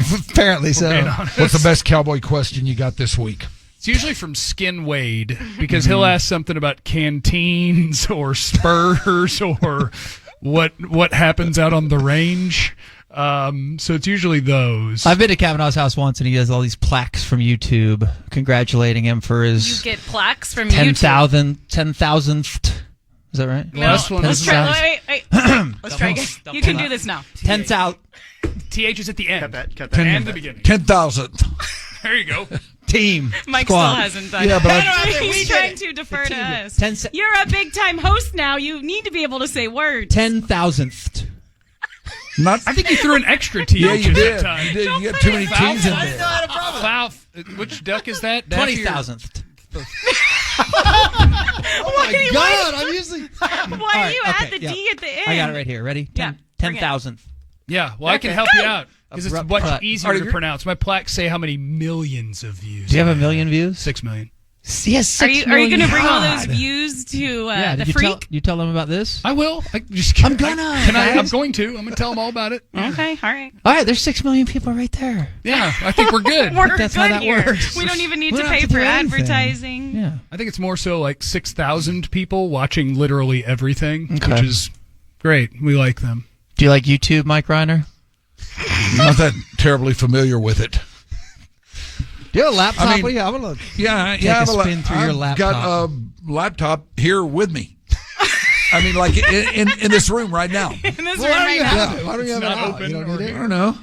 You got yours out. I don't need mine. He's got everything in that brain of Yeah. his. He doesn't need a laptop. Every lyric, steel trap. Do you ever go look on the YouTube for anything? You know, occasionally when I want to watch a Roger Maris 61st home run, I did that last night. There you did? go. Yeah. He's all over the Okay. YouTube. And then you go straight to YouTube. But no, I'm not all over YouTube. I don't understand YouTube. There's a lot of this world I don't understand. I'll tell you that right now. That's fine. And one of them is YouTube. I'm an old guy. Yeah. And us old guys are not real hip to this stuff because, see, we don't have anybody who can, like, really teach us. Mm-hmm. But we realize we got to stay hip. Gotta And the stay way to hip. stay hip is to act hip, even if you're not hip. Yeah. And that's the heading I fall under. I think there's one really good tried and true way to stay hip, Mike Rhyner. What is that? Launch a freaking radio station. Hell yeah. You're the hippest guy around. Look at what you're doing right now. You don't need YouTube. Yeah, look at all the freaking fun I'm having, too. Dude, in your age bracket, you are probably the top 1% hip. Oh, there's Yeah, but nobody that hipper. doesn't mean he can find Thursday Night Football on Yeah, that's Amazon right. It Prime. doesn't. If there's No, I can do that. You can't Okay, do that? all I right. can do that. Okay. Okay. I mean, he also sings lead singer in a rock band. Yeah. And he launched a radio station. And when he ends sentences with bitches. That always helps. Put a stamp on it. Man, he's just the coolest. And I'm embracing Glenn, so. And you're embracing Glenn. Now all of a sudden, by osmosis, Glenn is hip. There's no Glenn. Every Glenn in the Metroplex is like, oh, finally. Hell yeah. Glenn Lord. is Yeah, somebody's on my side. Yeah, been saddled by this. That's a golf course. All right, so Speakeasy, 7 to 11. I don't know. What are you guys going to do? Well, you were asking about when it comes to waking up. Because, Julie, what time do you get up? You have kids. What time do you get I up? have kids. It just depends on the day. Sometimes they wake me up at 5 and want to play, like Chutes and Ladders. What? Really, Chutes and Ladders? Yeah, like they just wake up at 5. They've learned that if they wake up extra early, they get more playtime before school. So it's been kind of painful. Well, at least they don't want to play like Hungry Hungry Hippo, because that would just... Could you picture that's that louder. at 5 a.m.? I love Hungry Hungry Hippo. I feel like I could rock that at 5 a.m. Oh. But no, so they wake me up pretty early. On a day where they're not doing that, it's like 7-ish. So I will be on the air at the moment that I'm used to kind of firing out of bed, if you will. It's going to be a transition, and that's why I think there's a promo floating around. Like that first hour is going to be real weird for me. Good. Because I'm used to kind of slowly waking up with about 7 to 10 cups of coffee. And and now I'm going to be on the radio at that time. So I don't know what we're all going to get. I'm coming in at 8:30. So like I think No, you're not. I think they'll be good. If anybody's claiming that, it's me. Julie's going to take that beer bomb. Stick with Kenneth that. At 7 Yeah. tomorrow. Stick with that, 8:30. Kenneth the beer Chuck bomb. starts at 8:30. I don't know what y'all are doing. Wait, KT, are you how about calling you? yourself Chuck? Is this what's happening? No, it's our new show name. If they can do Glenn. Okay, so our show Yeah. is Chuck. I didn't know if that was you. My Apple Watch tells me that I get about 2 hours and This is the 45 Apple minutes Watch to guy. 3 hours, 45 minutes of sleep a night. How about I get less? Yeah. I mean, it's wrong it's with a you people? bad predicament to be in because that puts you in a weird spot. So I'm not so worried about getting up. I'm worried about the 11:30, heading home. Yeah. No, I'm not actually. I mean, I've learned over time as a guy with narcolepsy, you just pull over. Hey, you're good. You just pull over. Do you feel it coming on? Oh, yeah. Yeah, I feel it coming on. But I've discovered over the last 3 months the cold brew. The cold brew gives me a jolt like none other. And until my brain gets used to that, I'm good. I could probably stay up for about 72 hours. That's about when I'll shut down, but I'm pretty good. So you pull over to the side of the road. I have before. You have? Mm-hmm. And what happens then? You go to sleep? Yeah, if I go to sleep for like 5 minutes, maybe 10 minutes, I'll be good. Yeah. Okay. Or a random parking lot. That's always very I helpful. thought maybe you pulled over and set up a pup tent out there and stayed for the next couple days or so. Yeah. No? Glamp. Yeah, glamp. Sell lemonade. For safety. Glamp for safety. But over time, I've learned how to manage narcolepsy, which for those that don't know is the same disease that I think Jimmy Kimmel has. Oh. And he's the most famous guy with narcolepsy. Disease. Yeah, not a lot of other good names though. Like Ron Jeremy has it, and you don't want to be associated with him. Oh, you used to. Why not? You used to. Why not? Well, there's some stuff on So him. what about Ron Jeremy? Yeah, there's a lot of stuff on him. Yeah, you don't want to. Okay, so here's what people are going to find out about KT is Ben and Skin call him Teardown Turner. Whatever famous person you name, KT has it cataloged in his brain. He's like, you might not want to bring that guy up. Oh, this is the 2011. Sounds like he was someone else arrested we know. for. Someone else we know. Something like it. Yeah, maybe it's a generational thing there, but yeah, it's very similar to that. Like Matthew Broderick. What's wrong with him? Sarah Jessica Parker. Glory. What's the matter with him? Well, he was in a car accident that killed someone. Oh. Well, Now, he was behind the wheel. Tony Stewart did was that. he at the helm? Dude, the Tony Stewart one's wild. How did no one talk about that? He ran over a guy on a mud track. On purpose. That happened. It was allowed to just be free. Yeah. Very weird. Do you know, Kevin? Because I just brought up a list of famous people with narcolepsy. Who's your go? It's like if I say, "What's your birthday?" and you know that you share a couple. I think you'd have these at the ready. Jimmy Kimmel. Okay. Ron Jeremy. Former University of Texas linebacker Sergio Kindle. And he fell down a flight of I stairs. haven't heard in a while. He fell down a flight. Okay. He did. It makes me nervous. He your fell narcolepsy. asleep standing out on a embankment and fell down a flight of stairs? Yes. Wow. Which, look, narcolepsy is weird because the way it's... That's a segment. Because we joke about it and it's very serious? Yes. Yeah, exactly. And there were movies and it was a bad movie, but Deuce Bigalow, Mel Gigolo was a movie where he dated a chick that was narcoleptic. And it was very it's funny. It's oh, yeah, it is a funny disease that I deal with every day. Great. It's real funny. Really love it. But over time, you do learn to you can joke about it. It's okay, right? Mm-hmm. There are worse things in the world than falling asleep mid-sentence. But do you know the other... Oh. No. Okay. Okay, you're back. He's back. Do you know the other people on Mike Sirois' list? No. Welcome to the world of narcolepsy, Harriet Tubman. Wow. Are we The still welcoming her? legendary- Because I think she's no longer with Well, us. we're welcoming What an her to icon. our Congrats, knowledge. Harriet. All right, here's one. Mike, I bet you're interested in this. Lenny Bruce. Oh, yes, the comic. Wow. Yeah, he had it. He was a blue comic, too. Oh, he worked blue? Yeah. Who's this guy? At a time when that was extremely uncool. That would get you banned. Are we talking 60s, 50s? Yeah. Yeah. He got arrested a bunch too, didn't he? Yeah, he did. For I think he was hot into heroin comedy. and stuff. Oh, to stay awake. You know, to stay awake. How about Thomas Edison? Oh, That That's needs to hot. be near the top of your dang list. he did a thing with something, a light bulb or a telephone. Gave us Yeah. light. He did, I don't think that Invented is kites. accurate. Do you Winston think he invented Churchill. flight? Because he was always sleeping. He needed some help. Churchill. Winston Churchill? Winston me up. Churchill. What did he ever do? President of some sort. And Kurt Cobain. Oh, No way. Yeah, Kurt Cobain. That's been confirmed? By ranker.com, yes. I don't know if it ended well that's a for source. him. That's The first thing that Can you popped up when see if you can find a list of the famous uncircumcised people? Whoa. Yeah, let's Why go. not? I like this. I thought we were saving this for 7:30 tomorrow morning. I just thought we were talking. I thought we were Don't talking give about them our all- conditions. Don't give them all our good I stuff. thought we were talking about our conditions, and I just wanted to see who I share it with. It's launch Whoa. day. Let's This roll is out a the lot. circumcision This is a lot stuff. to reveal on the downbeat. I feel like this must be password protected stuff. That's why I refer to myself as the Anteater King. What? I feel like I've heard that. Oh, no. Oh, so you're a proud... I'm the leader of the Foreskin Bandits. A proud... What is he talking about? A proud This is uncut not hunk? a proper get to know you game. I don't even know enough I got about the you whole to know thing. that. I got it all. It looks normal but when I you're need ready, to know though, right? A little bit Oh, more this is about stuff you before need to we go find out, though. downstairs. This stuff you need to find out. Our uncut hunks among Listen. us. Things about me. That, and I like to pronounce the P in pterodactyl. That's true. He loves that Okay. fact. All right. I like 446. I support you We with that. made it before the first dinosaur reference was made. And it wasn't you, and I'm had some Yeah, money how on about you. that? Yeah, impressive. Christina's All right. in on dinosaur talk too. We'll Oh, be we all we'll love be a really dinosaur strong talk. dinosaur. You know what? I station. don't love dinosaurs. I'll take you. Oh, I respect them, but it's not like it's a thing that I'm into. Did you know T-Rex was a P word? Yeah, I heard you say that before, and I don't think I agree. couldn't run. And I'm not equipped for this debate right now, but I think you had him the size of a penguin or something when you were. Oh no, that's the Velociraptor. People think they're scary, but that's not. That's wrong. But don't worry about that either. You know what the most underrated dinosaur is? Allosaurus.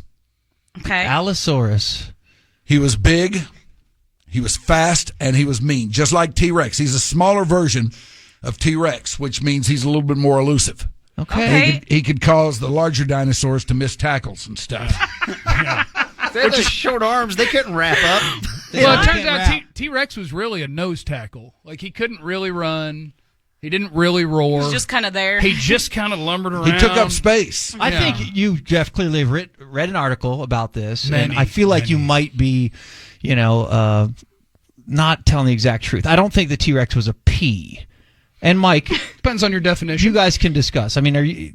I'm just saying. I don't think he's to be shocking. You're saying he's worse off than he was, but I'm sure the T-Rex could wreck shop. I mean, he could take us if we didn't run away, but he couldn't catch us.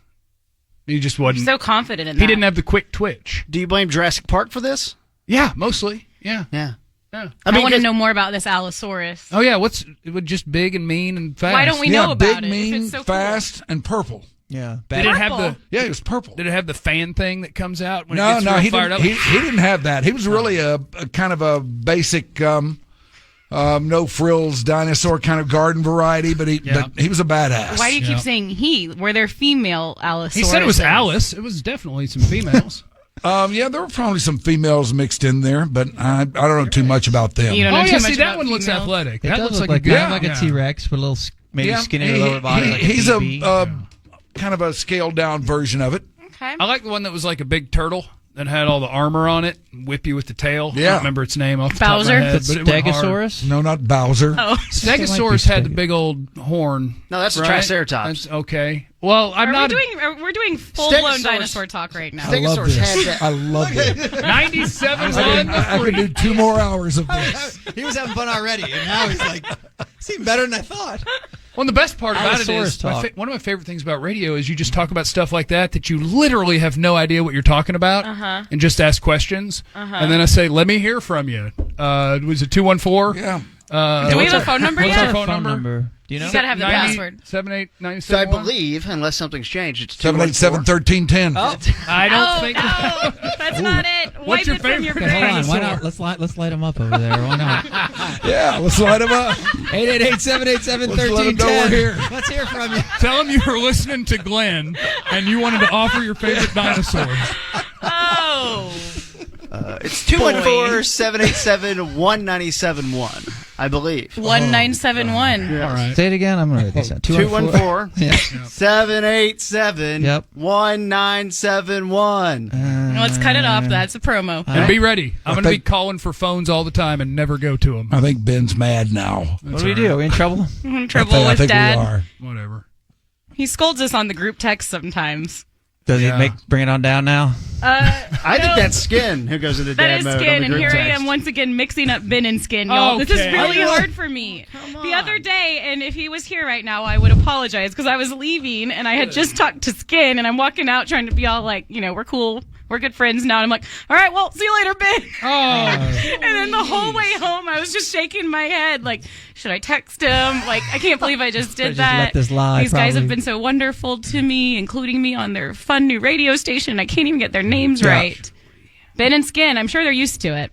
I feel like they might be coming up here pretty soon. I think they are. I think they are too.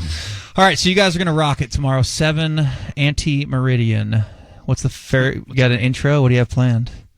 I think we're going to replay the intro that y'all played 4 times for the first segment. And then we're at 8 o'clock, and then we'll all be here by then. No, because we discussed earlier, it's not a sports segment or a station. Yeah. But we're going to talk a lot of sports. And when you have Kavanaugh and KT, who are like cowboy brains as big as anybody in this area, and it's a day or two after a Cowboy win, it's, the 3-1 record is pretty wild. I mean, I would expect you to talk about that, and you absolutely should. So that's part of the hybrid fun of this whole thing. If it's something that we're super into, and if this was a normal Monday show, Mike and I, we would talk Cowboys at some point. It'd be Cowboy today. Monday. We may even throw it in there because Mike has already declared Cooper Rush is better than Dak Prescott. That's right. God. That's right. Don't listen at 7:30 tomorrow, Mike. Don't even ask me about Luka either. Get ready for all. Yeah, oh God, I'm worried about the. What are we gonna do? We need the home of the Mavericks. I'm worried He's about not going to stay. I'm worried about Don't say that. We are never going to get you Darvish back.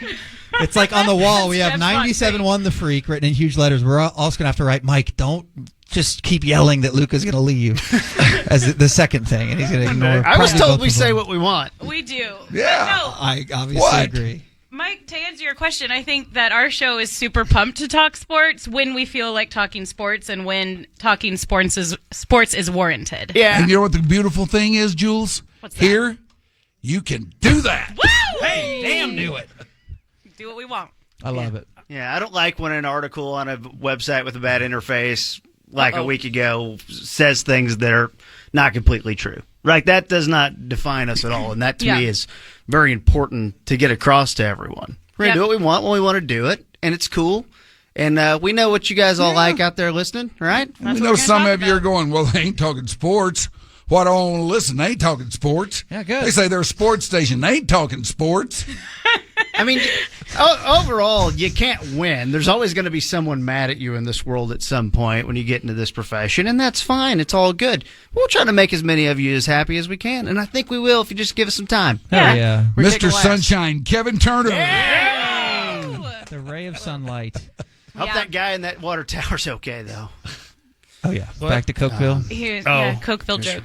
We are going to power rank the our sports segment tomorrow. Will probably be power ranking Mike Sirois' different serves in volleyball because I did I'm intro now, you with that. I'm I now did a take a shot. competitive rec volleyball player, one of the best in the land. And when I got people out, I invite Mike and Christina to be the super subs, and we've never lost. Have not lost. And Mike names all of his serves. Okay. And he calls his shot. Each week Is he one of shows them up. Glenn? I have not named him Glenn. That'll be 14, I bet. This one's the Tommy Lee. I only have a 13. Well, the serving Sunken Ship was like number 11. He broke that one out a few weeks That's back. the depth charge you're depth thinking charge. of. And I yelled depth charge, and guess what? That thing did fall out of the effing sky. Yeah. That was point number 21, I believe. And guess what? We won it. We won on the depth I charge. have 13 serves, and it's important. It's like in tennis. I mean, you're in a dominant position when you're serving volleyball, tennis. So I think it's important not to just, exactly, not to just fire the same serve over. And Jeff is very good, but he does have 2 serves.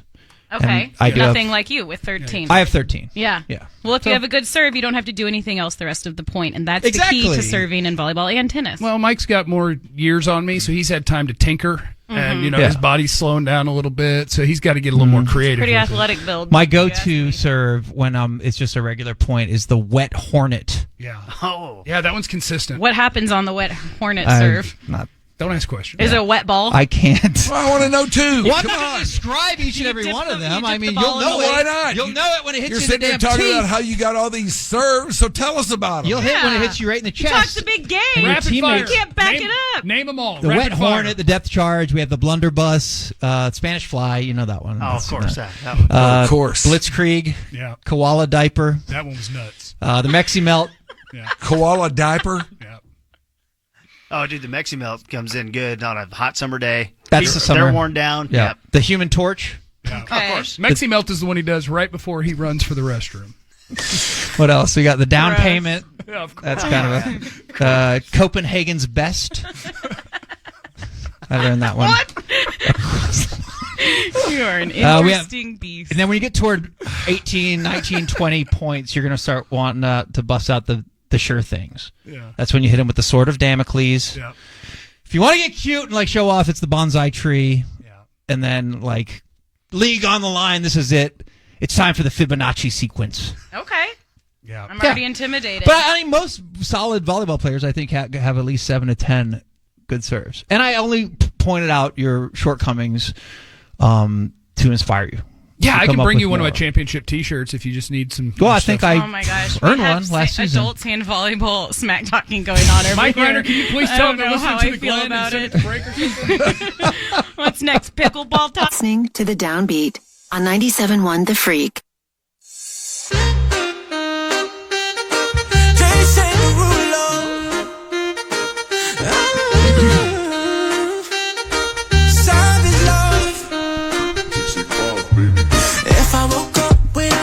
It is 5:04. You are listening to The Freak, 97.1. The Freak.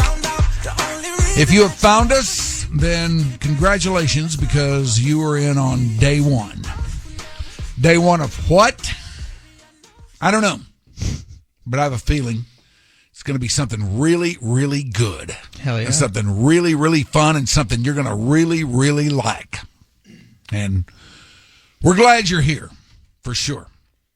What we're doing today is flitting madly about the Freak roster as it stands right about now, and visiting with everybody so that you might be able to get to know us. We might be able to get to know you. We just got done with our morning show. You heard them, Julie Dobbs, Kevin Turner, Jeff Kavanaugh. The Speakeasy. The Speakeasy. 7 to 11. Yes. And when you and I founded and purchased this radio station, we're like, all right, we got them locked down. That's mornings. Yeah. What do we do middays? What do we do 11 to 3? We thought long and hard about this. I mean, let's face it. This is a big investment for us. Yes. A very, very sizable Mostly chunk you. of our sweat equity on my end, but actual money for you. Right. A very sizable chunk of my amassed personal fortune yes. has gone squarely into this thing. Small remainder that you didn't blow on NFTs last summer. Right. Which you called me endlessly about, and I'm like, dude, I don't know what to tell you. 97% down. Yeah, thanks for the help. I appreciate it. We settled on what we think is the perfect midday show here on The Freak, didn't we? We sure did. We sure did. And we are very pleased to introduce them to you right now. Actually, probably what should happen is we should turn that around and have them introduce us. They're the non-strangers here. We're the outliers. We'll pretend they're strangers. First up, the Prince of Post Maneuvers, the guy behind the guy who just knocked out that one guy. It is Ben Rogers. Ben Rogers is this man's name. Ben, welcome to The Freak, my friend. We're proud to have you. Have you ever done radio before? You know, I've dabbled, looked into it a little bit, and man, I got to say, this is a day that I'll remember for the rest of my life.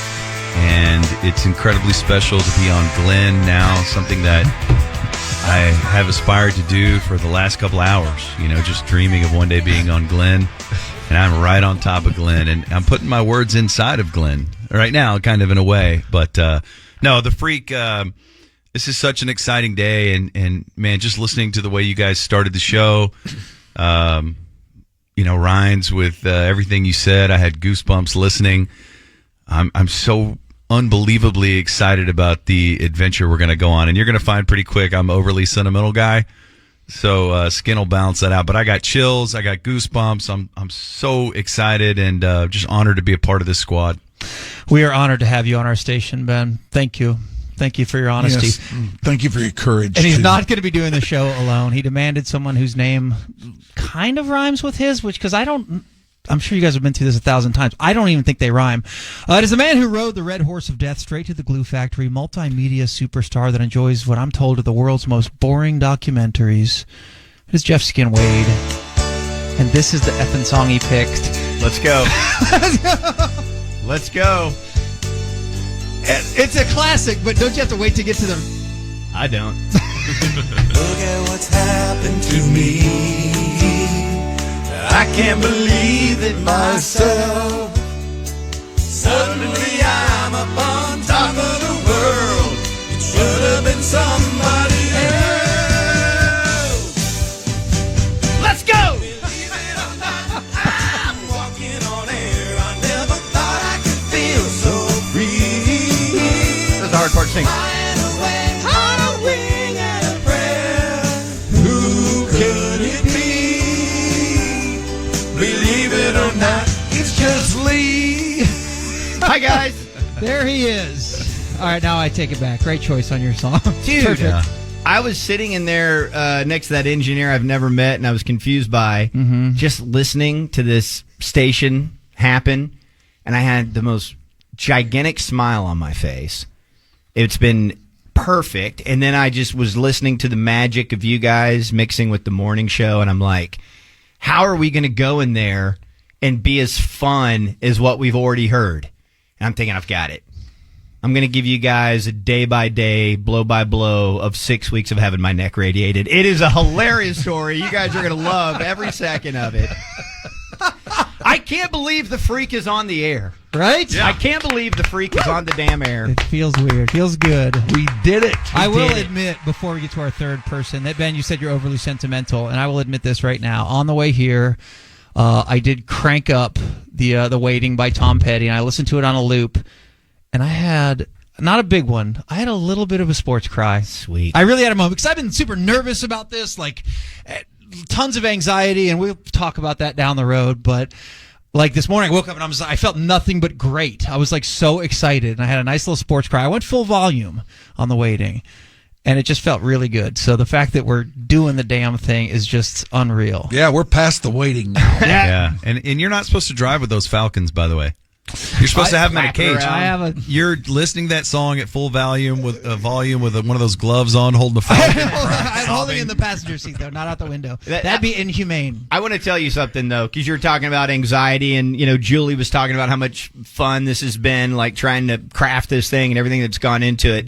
And there was a moment where I was in that next room and hearing Mike Rhyner laugh about the show being called Glenn, and then a few moments later, you're running down your list of all the names for your volleyball serves, and I'm like, this is exactly we had hoped that this thing would sound like. In the first 2 hours, it already sounds exactly like we wanted it to sound. This is so much fun. It's incredible. And Ben and Skin, focus groups have proven just the two of them tend to be slightly off-putting, and like they're good. They're okay. He's right. But you don't get to work at 14 different radio stations if you don't turn some people off. So we've had to find a way to soften there's something wrong here. We don't know what it is, but we're going to find out. We've worked. Hopefully, we don't find out, because we've worked long and hard to find the perfect softening agent that brings a smile to both their faces and mine pretty much every day. It is the praying mantis of middays. Ramble on she will. The knee-bucklingly beautiful and one of the most incredible people I've ever met. It is the always lovely Christina Ray. The always lovely Christina Ray. And you coined that. That's right. I did. I sure did. And that's not a And I soft mean intro, it. by the way. No, there's no one questioning this intro. That was very sweet, Mike. No, of course. Well, it's not a joke, and you guys mentioned it all the time, and I told her this when she first started with you guys. I'm like, you sound great, you sound perfect, but the one thing I can tell with Christina that I'm jealous of, that I wish I had, was you can tell that she's smiling when she's talking most of the time. And it's just such a happy thing to listen to. And I know her well in person, and I know that she's usually smiling in the real world, but to hear her with you guys, and you can tell that she's smiling and just happy to be there and happy with what she's saying, it's just very infectious. All right, let's go back a little bit. Yep. We need to get her on our show. You know her. Wait a minute. You know her well in I know person. her well. Yes. We've worked very closely in What's your last name again? working off the scenes to get 97 The Freak on the air. And we've worked intimately on this project. Oh. And okay, then. Just happy that we're all here together. I've seen his volleyball serves firsthand. I was there when they all happened. Dude. And she knows them now, too, so I hit one. So she can identify them? Most people can't identify them, but I'll hit one, and it's like, another ace, yeah. I think I can pick out the wet hornet when I see it. Okay, the wet hornet. Because it stands out. When you get hit by it, you're like, right. That was a wet hornet. But I dropped the Fibonacci sequence, and she turned around. She's like, Fibonacci sequence. She's like, I knew it. I called for it. I didn't think it was ready. I'm like, those flashcards paid off handsomely, man. You sit her down and, okay, honey, work on these. But she has to know, if they do get a hand on it, where the ball's likely to go. It's like a doubles team. So she knows she shifts left if I'm dropping the Fibonacci sequence. Unlikely to be returned, but if it does, it's going to be left side of the court. She knows that. That's what a good team does. Look at you guys. What are you doing? Well, one thing, I'm glad I heard that the dump button works. You had to use that earlier already on the first day? Not for a cussy, though. Yeah. For surprises. Okay. That are going to be that's something else that I said that I shouldn't have revealed later in the show. That's the best way to test it But out. I wasn't working blue. Yeah, not yet. Dump buttons apparently work. Cool. Yeah. Good to know. So we got that going for us. Yeah. We got that and Glenn going for us. Our dump buttons look like they're part of a game show. I mean, that's the biggest dump button I've ever seen. is. It's huge. Well, it sure is. And it's not connected to anything, right? I don't know, man. It just makes a buzzer in there, so Grubes hears it and he dumps everything. Can we say that? Well, if you hit it, will it light up? No, No. it doesn't light up. We'll get Did you just hit engineering on that to make sure the dump button lights up when we hear it. Yeah. What's up, guys? We're doing the damn thing. Look at us. Yeah. We are. We made it. We made it to the airwaves. We made it to the airwaves, and there is no better way to start this thing than to hear Mike lay it all down the way that he did. But there's been a lot of work that's gone into this, and a lot of prep and planning and creative, brainstorming sessions, and it just feels really good that it's on the air and it sounds like this. And not to get all sentimental, but Ben will tell you the same thing. We are really, really happy that KT gets his own show for two reasons. One, he's the hardest. Get rid of him? To get rid of him. Yep. Because he works so hard, it makes me and Ben look bad. But also, it means a much bigger opportunity for Christina to demand some real estate. And she earned it, and it's time for her to shine a little bit brighter. So this is really big. And I'm going to try my best because KT doesn't sleep, so he kind of works like 24/7. And I actually sleep like a normal person. Yeah, and snores like crazy. No, I don't snore. But yeah, so I'm going to try my best. How would you know that? Oh, excuse I me. know. I'm sorry. I was just so guessing. many beans. I can tell. I can look at I something. look like a snorer. You look like a snorer. Dude, she does. Ben and I have traveled with KT a lot because he was our producer at the old station. You go to Super Bowls and training camps and all this stuff. And without fail, within 5 seconds of getting in the rent car, KT's asleep. Really? Yes. It's so weird. I mean, every single time. We just look in the back and there's our son, KT, and he's already sleeping. It's 3 p.m. He's just got that thing that narcoleptic people have, that the second he sits in the back of a car, he is out. God, I wish I had that. I know. What? See, I don't want to bring it back to you, to Glenn here, but you mentioned KT was like, "Oh, whatever. I sleep 2.5 hours a night." Something. You're like, you said that might be more than you. What's your deal? I don't know. I just can't. You can't Never go have. to sleep. Never have. Can't go. Can't stay.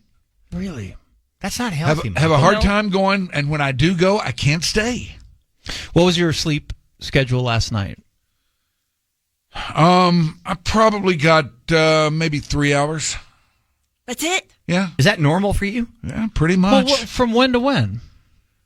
Probably about midnight, 12:30, and by 3:30 I was gaining consciousness and tossing, turning, trying to go back. Couldn't. Really? Yeah. Is it because you have to go TT? I don't know. I'm serious. No, it's not because I have to go TT. First full repeat. First full repeat rhymes. I didn't know we got him. We got him too. If I have to go TT, I'll just get up and go. Thank you. Okay, but you have to wake up for that. Yeah, you do. That's okay. Ben will just go right there in his bed. Yeah. He doesn't care. Yeah, he wears a koala diaper. I admire that. Yes. I admire that. It's liberating. No, I'm in awe of this. Skin and I were in there listening to the beginning of your show, and we're looking at each other going, is this real life? Is this really happening? And there was so I got to tell you guys this. So at some point just to go way back, Skin and I first got on radio when we worked at Fox Sports 1190, and we BS'd our way into doing the Mavs post-game show on the ticket. We did a little Saturday fill-in, and when we were at the station, I would just pray that Mike Rhyner would say hi to us or something. Like I would pass him in the hall, and I would be shivering in fear. Look at Christina nodding to that too. Oh, I am, and I'll let Ben finish because I definitely want to extend on Right? that. No, But- go ahead. Well, like when I filled in for traffic at the other station, and you were like right across from me, looking at me. I'm like, oh my god, I gotta do this traffic report, and Mike Rhyner is staring right through me. So it's just an honor to be in the same room, like working with you officially. Thank you. Well, the pleasure is all mine, and I want you all to know I was probably going through my a-hole phase back then, but I'm well past that now. It wasn't meant I'm a to nice be guy intimidating. now. Yeah, I don't think you meant to No, be intimidating. It's just the fact that you are who you are. Yeah, it's a powerful thing. That's hard for me to get my head around. Well, we just have immense respect, and so you're in the big leagues. You're like in the same hallway with Mike Rhyner. That's a big deal. But we were just doing Saturday stuff and vacation fill-in, and if we had stayed there, we'd still be doing vacation and Saturday shows, and but we knew we had to leave, And so when I left the ticket, or when we left the ticket, I personally stopped listening because in the early stages, I can remember P1s going, "Oh, you sound just like the ticket, and you're copying them," and I'm like, "This is the only radio I've ever known," and so I didn't want to be influenced by it, so I just stopped listening to it. I wanted us to kind of create our own thing. And we've been on the run because that's the last time I was at a station where all day, every day, I wanted to listen to whatever was on. Mm-hmm.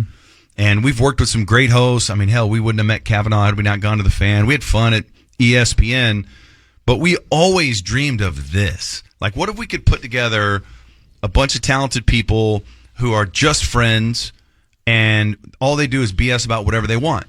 We assumed the only way we'd be able to do it is to find investors, buy a radio signal, and start one from scratch. And if you know something about Ben, he really put some efforts towards that. That was seriously in play at one point. We almost bought the 103.3 ESPN signal. We looked into it, not our money, obviously. Christina's money.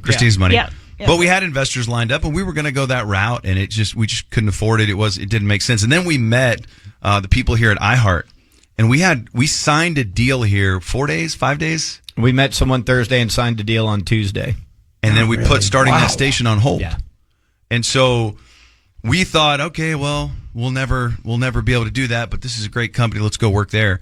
And as this thing came together, we were like, man, this would be even better than our original plan. Because if we could have just an absolute, incredible, iconic signal like 97.1, and we had programming folks that bought into the idea of let's just have lifestyle talk, and we could assemble like a team, an all-star team of talent. We started to see, hey, this might come together. And when Skin was fighting cancer, when Ryan's came in and filled in for him, I was like, it was kind of like, it would be like having a bullpen session with Nolan Ryan, and when you think he's retired and your hand hurts because the fastball's coming in so fast. And I was like, boy, he ain't done. He's lighting up the radar gun. And I started asking him, I was like, would you do like a segment a week? He was like, maybe.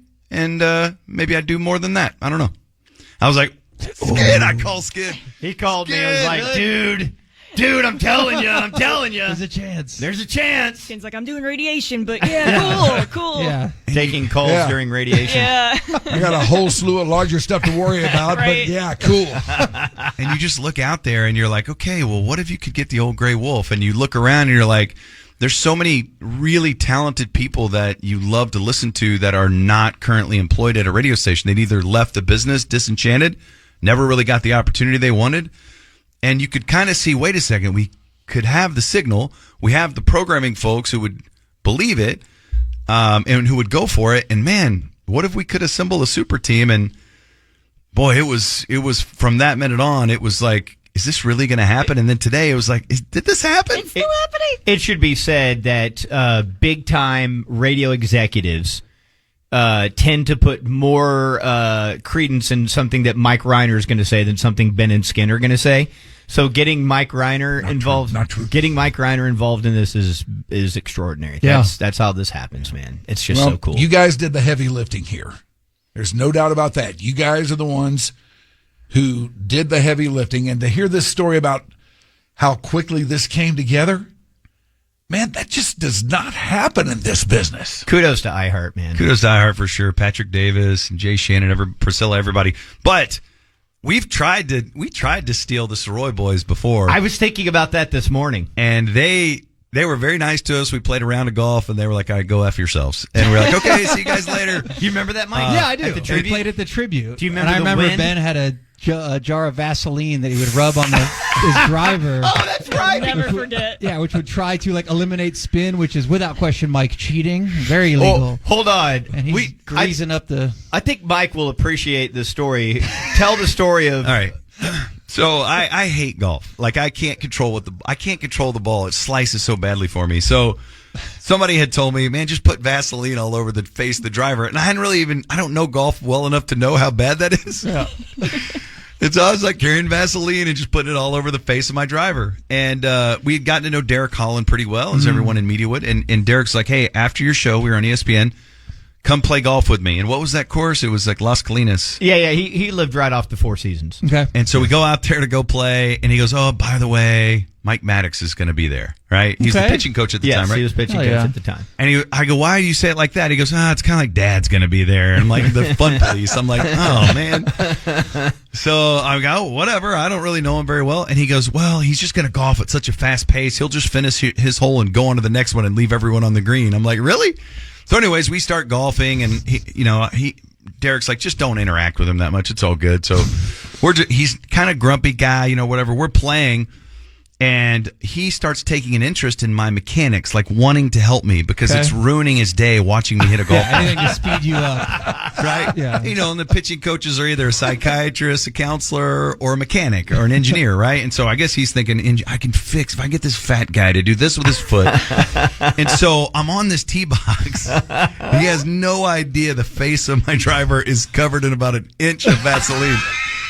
And he goes, Ben, look, here's what you got to do. You're off balance. Here, he gets down on a knee like a catcher, and he's grabbing my golf club and doing the motion with it. And he puts his hands. You got to do this with the club face, and he sticks it in the Vaseline. And he goes, what is this? And so this was terrible. I go, well, Derek Holland told me to do it. Immediately blame someone else. And I'm blaming his pitcher on his staff for telling me to put Vaseline on something to compete in sports. And he just looked down frustrated and walked to the next hole. Lesson over, and he's done with you. Did it actually help a little bit? I can't say I've ever done it. I would have kept playing. With just smash the ball if it's the club head is covered in Vaseline. So it made no difference? I mean, it does a weird thing. Like if you hit a golf ball and your club's covered with Vaseline, it just whirls off of there, and right when it's about to start peeling off to the right and slicing, it just kind of does something weird. It's almost like a knuckleball. Knuckles back. It just. I don't think you get a lot of run on the ball. No, it's just covered in immediately Vaseline. stops. Yeah. Is it weird in a good way, or?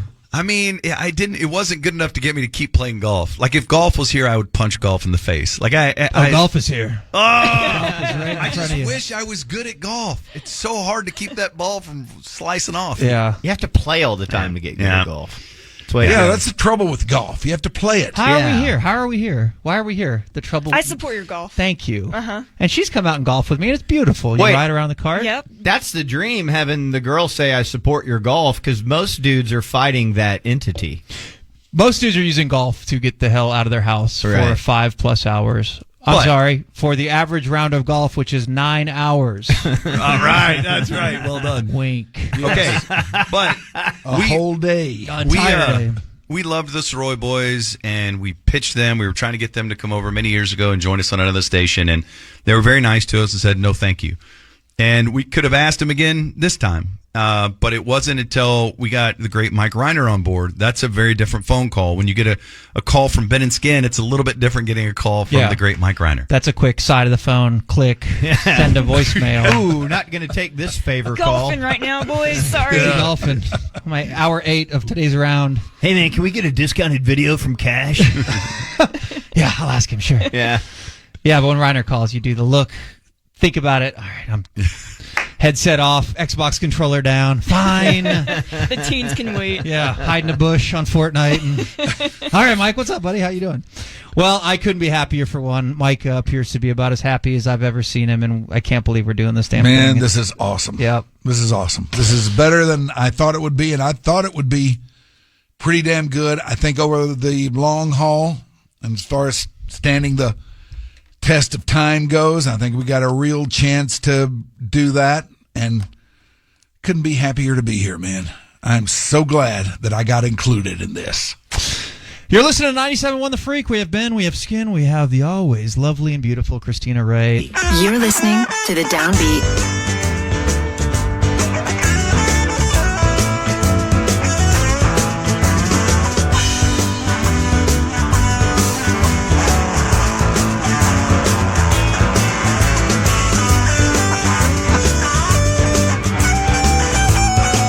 Monster the thumbs up from Mike. I think being on a new radio station, 97.1 The Freak, certainly makes you glow, but you mix that with a little Steely Dan. You're over the top there. His head's about to explode. That's right. was one of Mike and I's first dates. Yes, it was. It was one of the first times we made out. That's right. I didn't just say that, did I? But we knew it. It is Mike Rhyner, the legend, returning to radio each and every day, 3 to 7 p.m. here on the Downbeat on 97.1 The Freak. And the show before ours will air from 11 a.m. until 3 p.m., and that will be Ben Rogers, Skin Wade, and Christina Ray. And they are joining us in studio right now. Dudes, milady, what's up? Nothing. I'm looking at you. Well, he ended it with milady. Yeah. He's talking to you. He's talking to you, homie. What, am I supposed to say something? Yeah, well, you are. I don't know what else we need to say. I am very curious about, do you ask her out on dates? Ask Christina. Okay, full disclosure, I am in a committed relationship with Christina Ray. Yep. What? She's sitting right across from me. A right committed now. relationship. Now, exactly what is that? Every time it comes up, this guy he spins in his chair. What a good teammate. He's like, intimate knowledge, huh? It's my girlfriend. Did you run this by HR? No. Somebody actually asked me about that. Do we need to sign stuff for that? I don't want to sign it. I don't know. You tell us. No, find out. You guys said there's that doesn't sound very committed. I don't want to sign stuff. I know, right? You guys said there's limited oversight here. Yeah, there's very limited oversight. We talk about what we want, when we want. We hook up with who we want, when we want. Station liner right there. I'm curious. It's like when you've been with someone for a while. Ben, do you ask your wife out on dates? I have to, just because otherwise scheduling we won't get it done. They have 3 kids. What the hell are they doing? That sounds terrible. Too many kids. The day he came in and said Kat's pregnant again, I was like, oh my God, I don't think I was involved in that. But I was like, why are you having a 3rd kid? And she's great. We love Grace, but man, dude, the idea is to get them out of the damn house, and you're like, oh, let's have another. It's fair. One more anchor. 18-year anchor. Oh yeah, college seems cheap these days. No, I don't. I don't ask you on dates. No, not really. No, we just kind of figure out what the plan is. Yep. Hey, find a place to eat. Okay, cool. Yeah, like yesterday, what the plan was: leave my house. I'm freaking out. I have to watch football. I don't know. Right. We're gonna fail tomorrow. Do you guys? So do you open the door for her? He does. Like the car door? Not the passenger car door, but restaurant door. I mean, like any normal door. I try to be very polite, and in full disclosure, I'll open the door for anyone. But certainly, I think I try for her. But I'm not like over nerding it with the car door. That's a bit much. I've seen. Do you practice the open door policy? Oh, this is a good question. Oh, I thought you had a different good question. That was it. That was it. That's a great question. Do you go the open door policy? Oh, in like for deuces? No. Why not? No. Neither of us do that. None of us do that. If you're home, that committed a relationship. Right. It's Whoa. For the open door policy, if you want to institute the open door policy, I'll tell you something. If you were really committed, that's the way it would be. Okay, I'll tell you something that she'll probably get mad at me for. Go ahead. What are you going to do? We have separate bathrooms. Yeah, we have separate. Okay. Do y'all ever deuce together and leave the doors open? No, she doesn't do that anyway. That's right. When you first asked about the open door policy, I was not thinking of the dirty deed. I was thinking of a different, more intimate moments that are shared between. Oh, like a freak show thing? Yes, right the freak. On. And she has a great dog named Hendrix. Mm-hmm. He's a sweetheart. And I have a dog named Simon. They get along great. They're cool.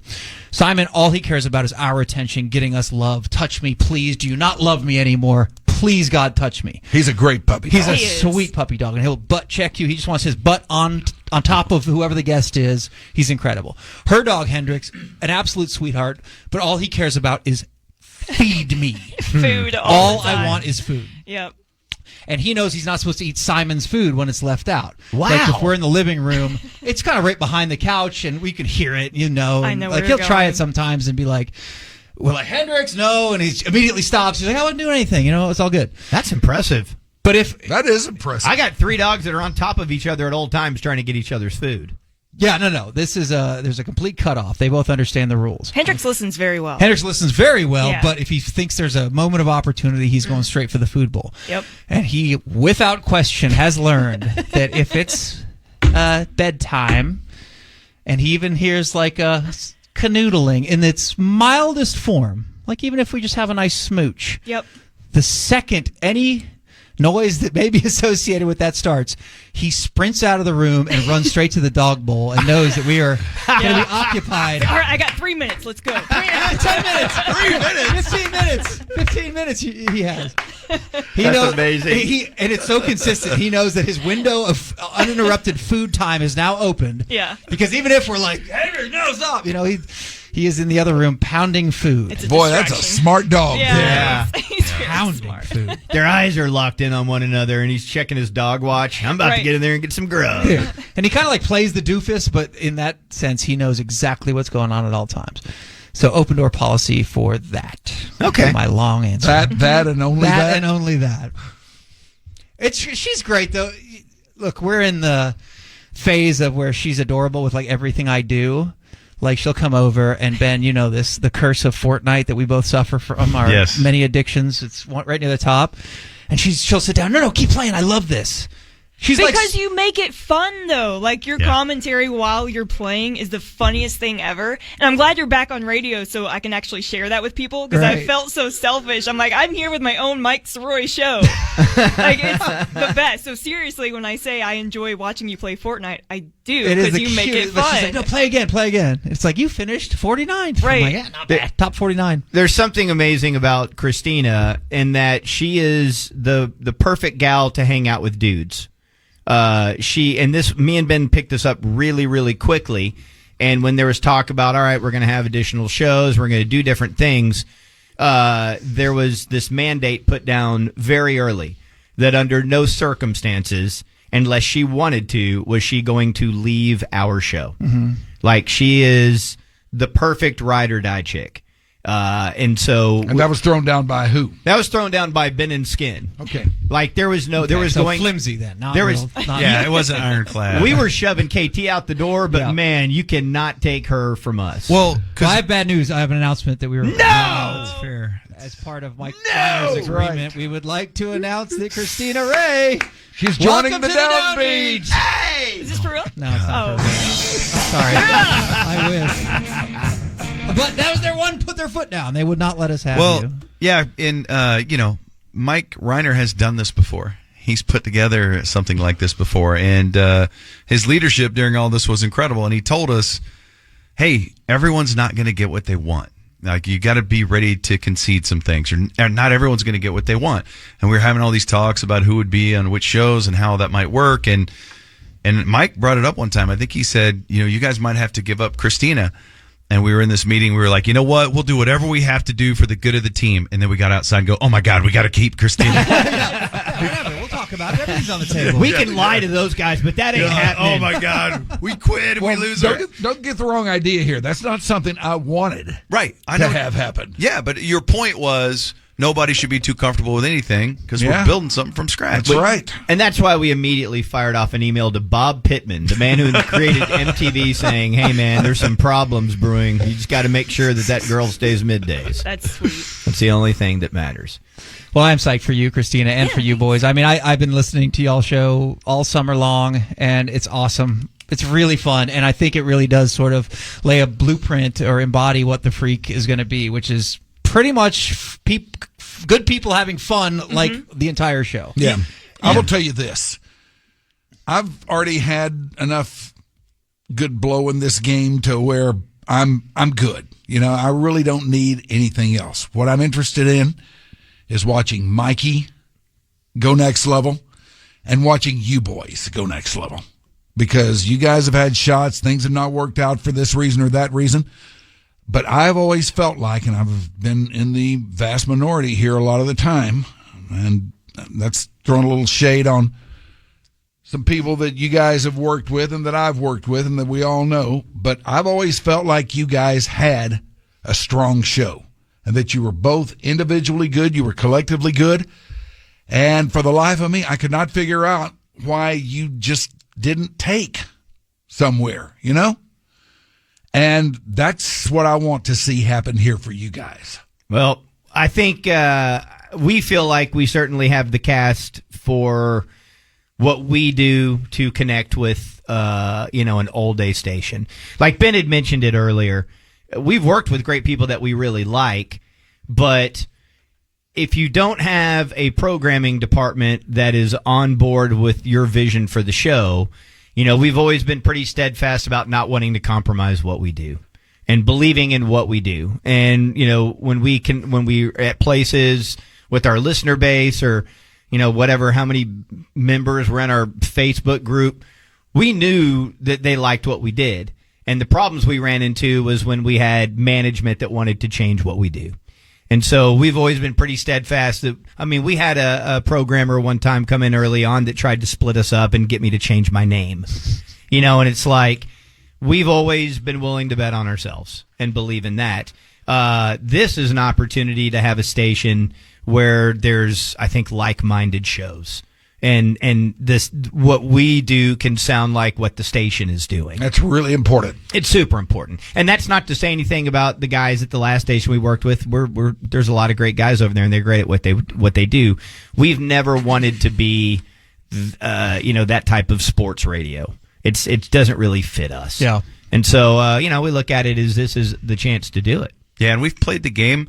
We've bounced around. We were at, Live 105.3. It became the Fan. We went to ESPN, came back to the Fan, then came to the Eagle.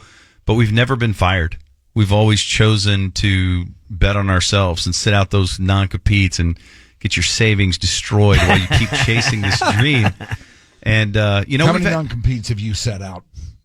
So Two or three. We had one when we left Live, one we left ESPN. How long? So that non-compete leaving Live was, I believe, 3 months. The one when we left ESPN was only 2 months. And then the one when we left the Fan the second time to come here was 3 months. And so that's when we did the podcast called The Non-Compete. Which is great. But we've had times where, our show's done really well. We finished first quite a few times, and we've had times where we've been 30th. It's a wide range. We've had times where we're keeping the resume tight because you never know when, your last radio job's going to be. But we've always wanted this. We've wanted to be on a team full of people that we respect and love and enjoy and admire. And we wanted to be a part of something bigger than our show, part of something, majestic, part of something very, very special.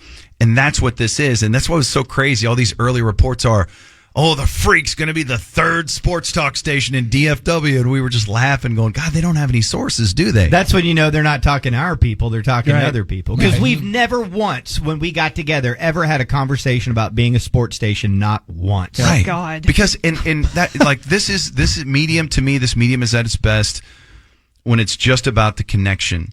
And you're connecting with each other, and therefore you connect with listeners. And it's basically just like friends hanging out, talking about whatever they talk about. And never in a situation when you're hanging out with your friends at a bar, talking about Game of Thrones or some fart story or whatever you're talking about. Never do you say, but now here's a sports update from Mike. Yeah. And it's like, the Cowboys are looking about. And so forcing sports is what this is not about. This is about running from that. Like, sure, we'll talk sports if we want to, but we have total creative freedom here. And we can talk about whatever we want, whenever we want. And no one else in this entire market can do that. And very few people in the entire country can do that. Yeah, I've been very entertained by the narrative of this as sports station because I'm sure you boys know, you all know that's been out there quite a bit. Yeah.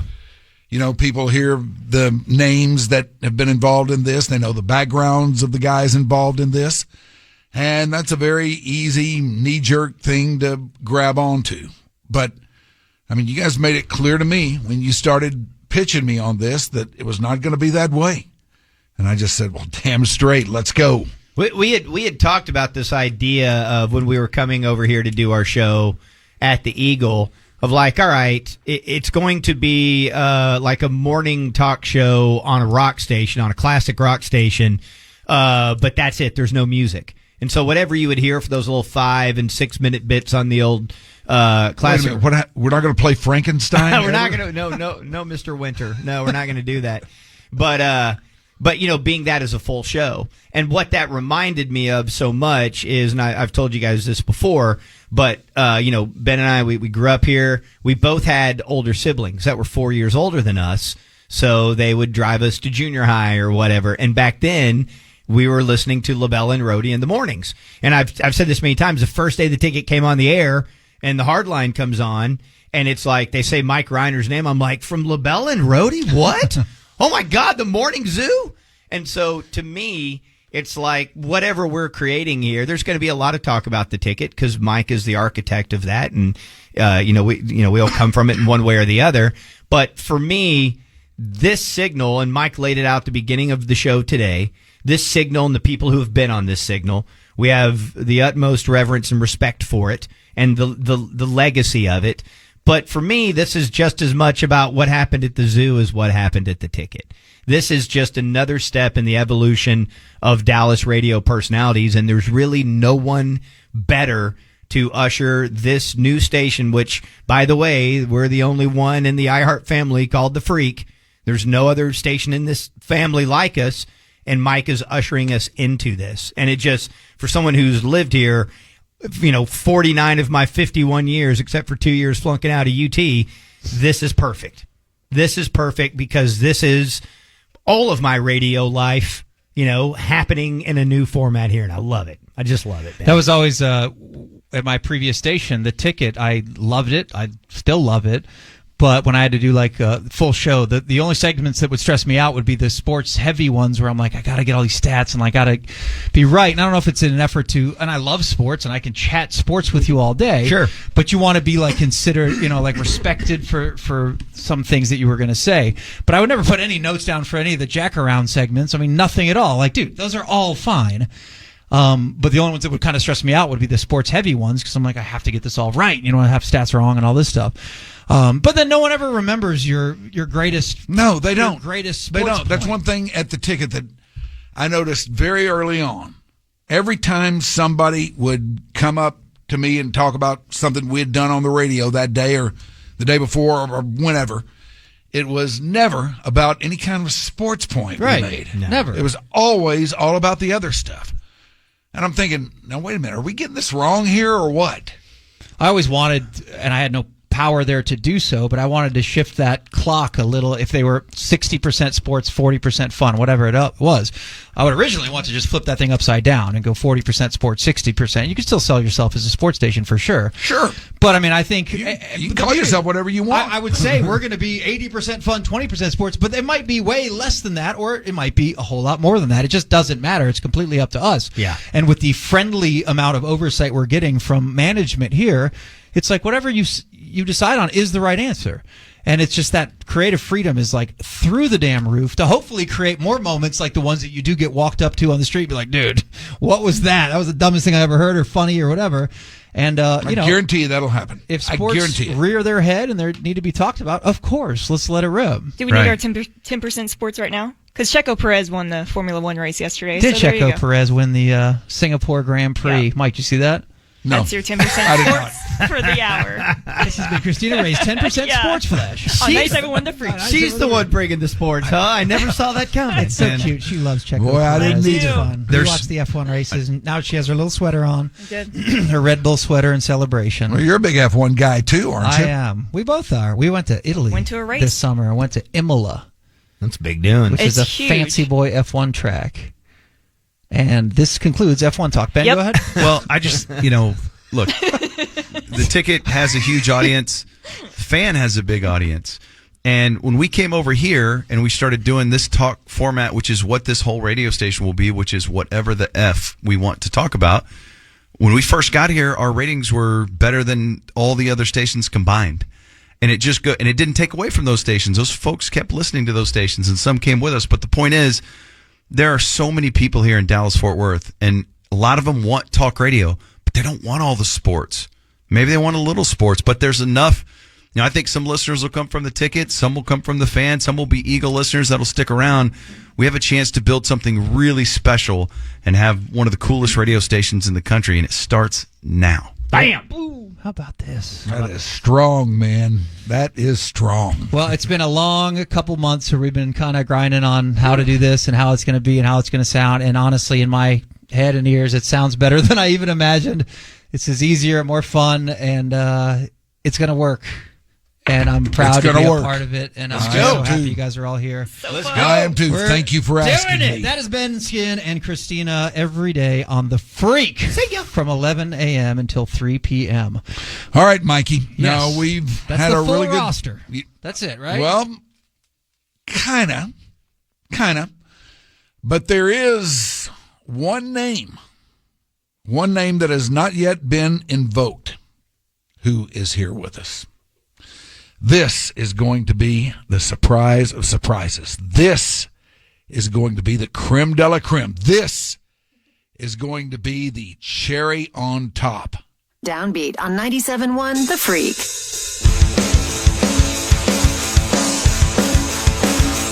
It isn't.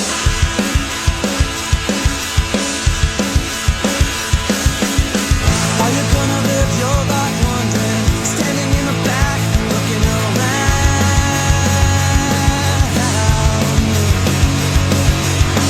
Are you gonna waste your time? Not bad for a first day. Not bad at all, my friend. It is 6:03. Here on 97.1 The Freak. We're going to say 97.1 or 0.1? Everyone seems to be saying 97.1. Okay. The Freak. That's what we'll go with then. The Downbeat. That's us. Yes, the Downbeat. Narrowly holding its lead over Glenn.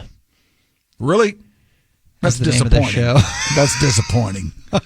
I was really hoping Glenn would take the day. The people are on board with Glenn. We'll see. We'll see what we can do. We got to reset a couple things that we mentioned earlier. Again, this is the Downbeat. This is day one. We appreciate you listening. That's for Eagle listeners who are confused and scratching their heads at what's happened to their station. We hope you stick around, give us a chance, and enjoy it. Fun every day is one of our unofficial mottos. What's your other motto that you gave us the other day? I haven't. Fun is going up. Oh, no, remember? Serious nothing. Serious nothing. Yeah. You accidentally spouted that one off. I'm like, God, that's good. And if you are an Eagle listener and you want that tunage that you listen to for so very long here, I believe they're rolling that on HD2. Yeah, exactly. It's all still there. So there you go. So people want that. They also want an app. I'm getting whipped by app desirers. Every other thing he says, it kills me. We have an app, the iHeartRadio app. Yes, the iHeartRadio app is where to go now. I don't know how that works. I'm not a real huge app guy myself.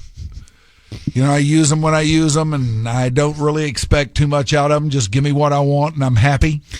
But I don't demand being able to fast forward or stop or go back or whatever, you know. The fast forward feature on our previous station's app is an incredible feature that I think is fairly unpopular in radio land. Mm-hmm. We have suggested it multiple times. They are looking into it if it's a viable option. We're going to try to get it done. And I tend to like it when I listen to that station. So hopefully they can, but as of right now, it's iHeartRadio app, and just look up now. I think it's 97.1 The Freak now. I think it's all switched over, so you can check us out there. And if you want to check out our morning show, it's tomorrow, 7 a.m. to 11 a.m. It's called The Speakeasy, and that's Kevin Turner, that's Jeff Kavanaugh, and that's Julie Dobbs. She's so great. America's sweetheart. I think she's going to be joining us tomorrow for the majority of our program as well. It's going to be you and I and friends on our show from 3 to 7. Great. I like Friends. Friends are Ben and Skin and Christina Ray. They're going to get you from 11 to 3 every day. And then Mike Rhyner and me, Mike Sirois, will be handling the afternoon duties from 3 until 7 each and every afternoon. If you want the official Twitter account, and I think it's all the social media accounts. I don't Facebook too hard, and I do have Instagram, although I'm not very good at it. At 97.1 The Freak is the official Twitter, and I believe that applies to Instagram as well. And we have started a show Twitter, and that's at Downbeat DFW. And Mike, we're already cooking with grease here.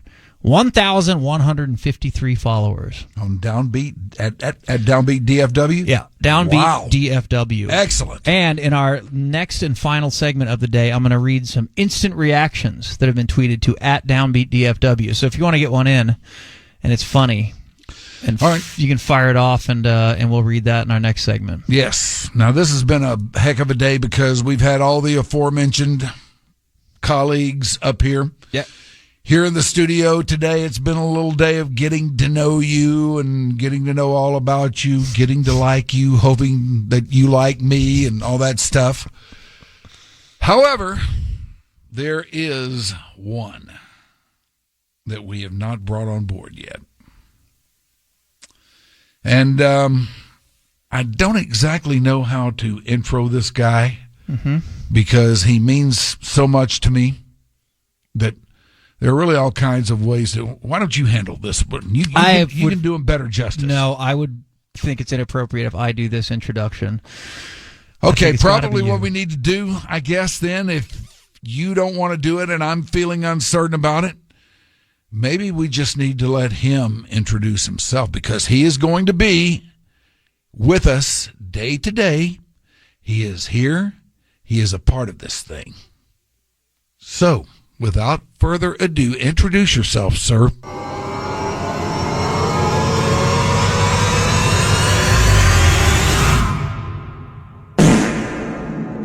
Shoopy! Shoopy! Oh my God. Shoopy! How are we? We are great, Shoopy. How are we?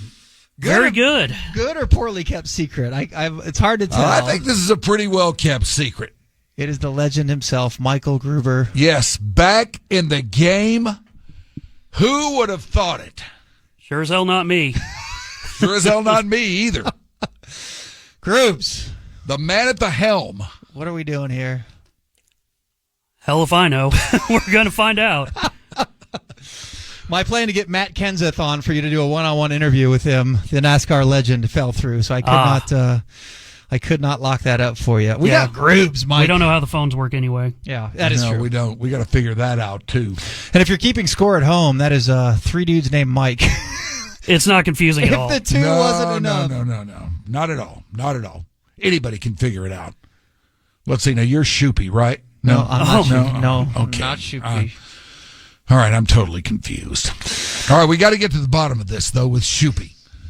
Yes. Because you were at the helm for us for a long, long time at our other most recent port of call.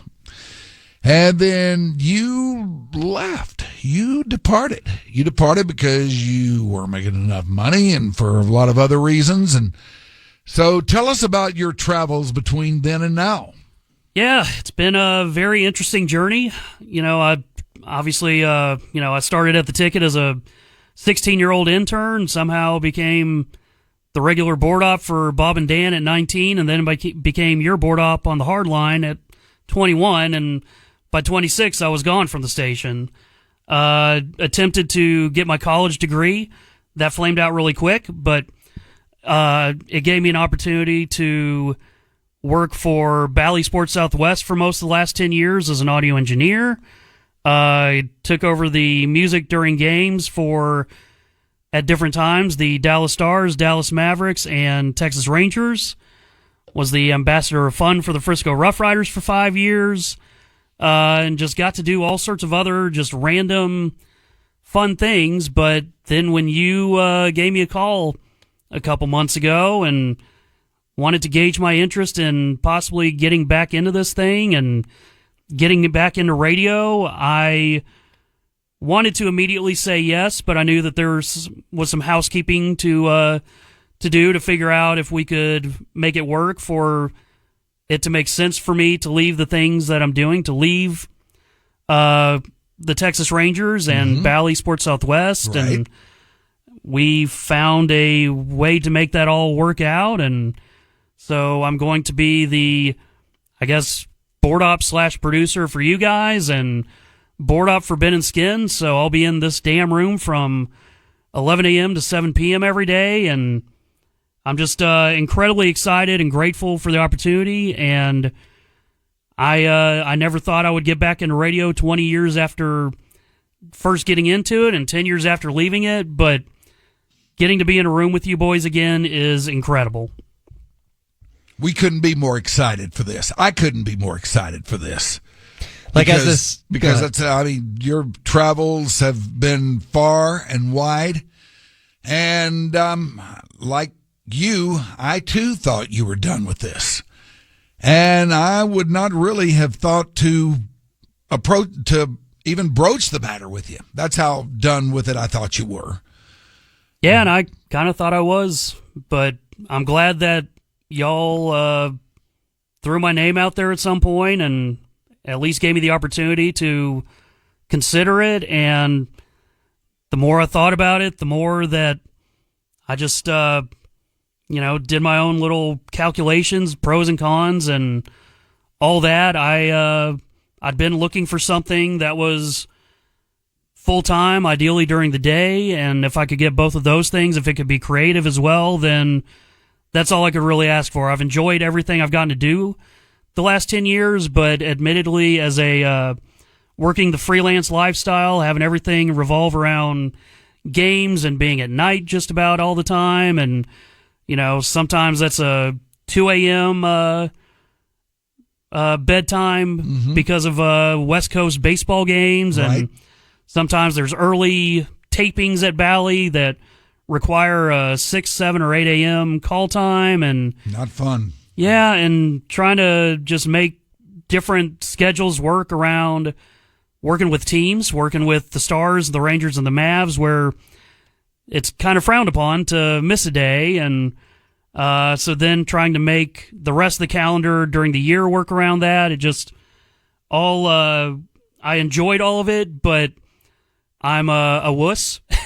No. And so having a chance to get a little more consistent schedule along with all the other things I mentioned, and most importantly, getting to fart around on the radio with you, Shoopy.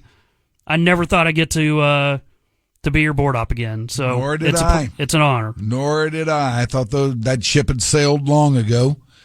And when I found out that this was going to happen, that's when I really started to get a grasp on the possibilities up here. That's when I really started to get a grasp that, hey, these guys are really serious about doing this right. And really, that's all I want. I want to work for somebody who's serious about doing whatever it is they're doing right. You give me that, and I'll deal with whatever else. But let's just do whatever we're doing right, and let's do it to the best that we possibly can do it, and make it as much as it can be. Yeah, as like the names rolled in, and the things started to come together.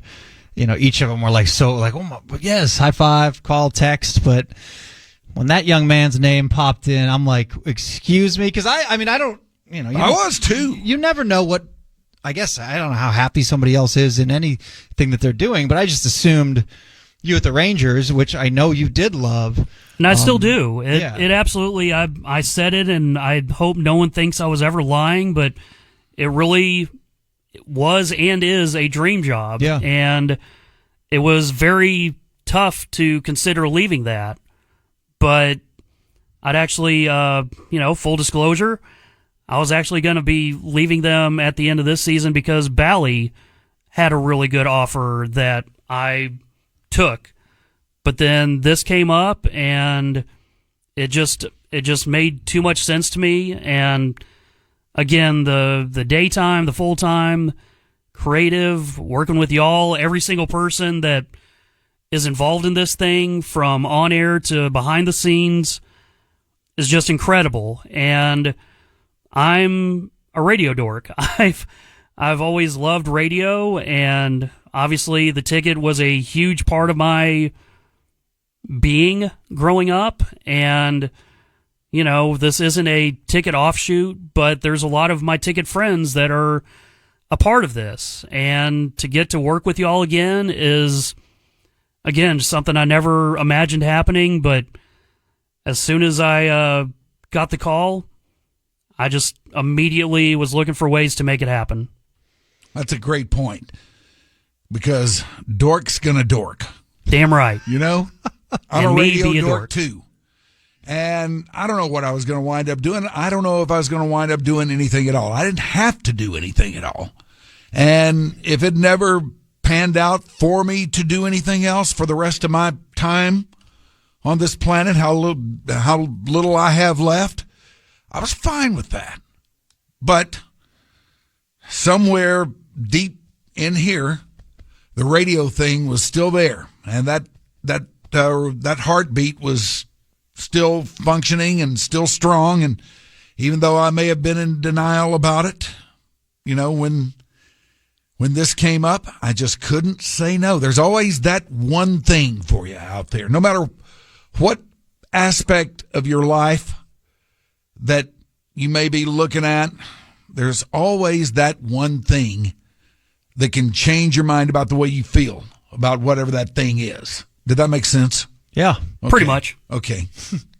I don't know if I put it as well as I could or should put it, but better than I could put it. But there's always that one thing out there that will turn your head around on no matter how dug in you may be about something. And that's what happened with me, and it sounds like that's what happened with you too, Shoopy. Yeah, it's I've said it many times over the years. It's a pretty much a cliche for radio people, but it gets in your blood, and that connection with the listener that we hopefully will be forging in the years to come will hopefully be something that we can do, and I hope that they still love us, and I hope that we can create some magic again. And I'm repeating myself, but I cannot be more thankful for this opportunity, and to have some fun on the radio again is just incredible. One of the things that when we think of a board op, at least at the ticket when we were there, the first thing I think of is the drops, the speed of the drops. And, as Grubes can attest, the immediate question of, are you on delay? I'm sure that's among the questions you've got more than any others. Are you on delay? How do you guys get those drops in there so good? And the guys they have doing it now are incredible. I mean, equally incredible. It's an art form or a fart form that Grubes was, essential in creating. But I think it takes a certain type of person to do it, which is sort of the root of one of my arguments about them being sort of underappreciated over there, Jeremy Moran included, is that this is not just someone who sits there for X amount of time and presses the buttons to get you in and out of breaks. And it's all, playing drops. Not everyone can do it. It's difficult. They become a part of the show. Yes, exactly. They become an essential part of the show. And even though their job is not really to come on and talk and interact on any kind of regular basis, they still got to be there. They still got to be focused. They got to be in the flow. They've got to know the guys who are doing the show well enough to be able to anticipate where things might go next and determine what they're going to do if, in fact, that's the way it plays out. Right.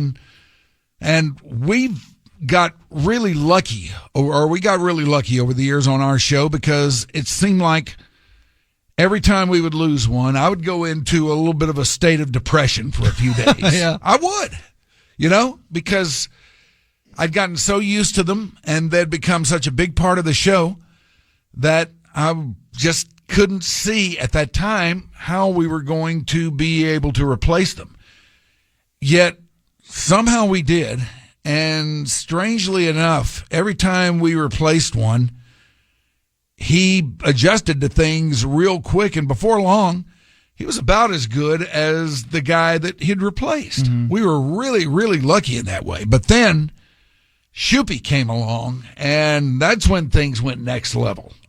That's when things went to a place where you couldn't just grab some guy off the streets and put him in there and achieve that. Yeah, you need a pianist. Yes, you do. You need an artist. Basically do. It's an artist. And I would always say, if you hooked up some sort of device to the average listener of that radio station, and then you figure out where they laugh, I mean, such a high percentage is just stuff that the insane board op is doing, playing perfectly timed drops. I mean, it adds so much to the experience, more than I think is quantifiable, when it's time to get your paycheck every couple weeks. So certainly not quantifiable to the man, that's for sure. Yeah, exactly right. Who do you credit with being sort of the, not father of drops, but who was it like that started it, and then you sort of bastarded it or went over the top with it? Or for me, the two I tend to put them pretty damn close are obviously big, strong Jeremy Moran. He did it for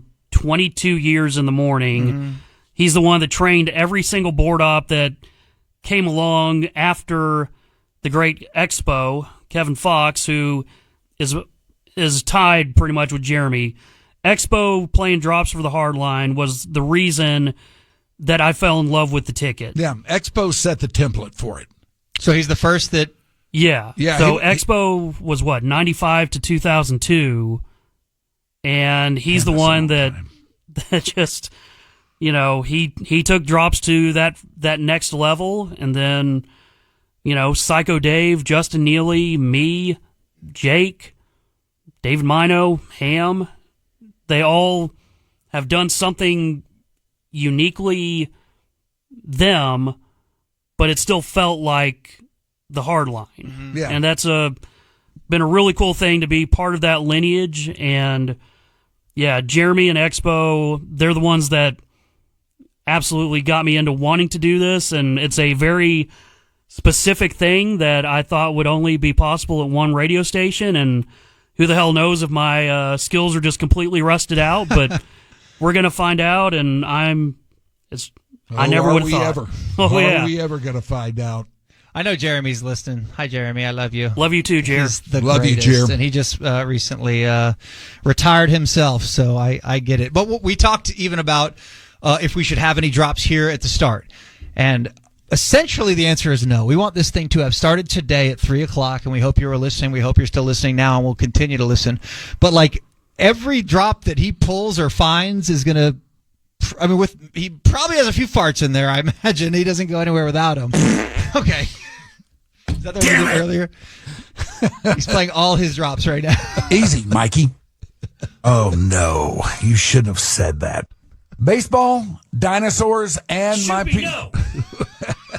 That's just a little sampler platter, but... Is that from our promo session the other day? I basically had to cheat a little, and, anytime we had Mike's recording, it's all fair game. I did what I could to make some drops to at least have a little something. Yeah. But, yeah, it's honestly going to be kind of slim pickings for a little while, but that's kind of the fun of building a station, We're going to have 4 hours a day to create some new drops and have some fun with it. And I know Shoopy's a drop factory anyway, so I'm not really too worried about it. But in the meantime, I get to get my radio timing back, hopefully, and we'll have some fun doing it. It's funny because you and me are known for a handful of drops. I mean, you are known for a whole lot more. I'm just metal bat guy to a lot less. You've had your share. But it's funny to think we're going to start this new thing, do this, and they're all gone. They're all gone.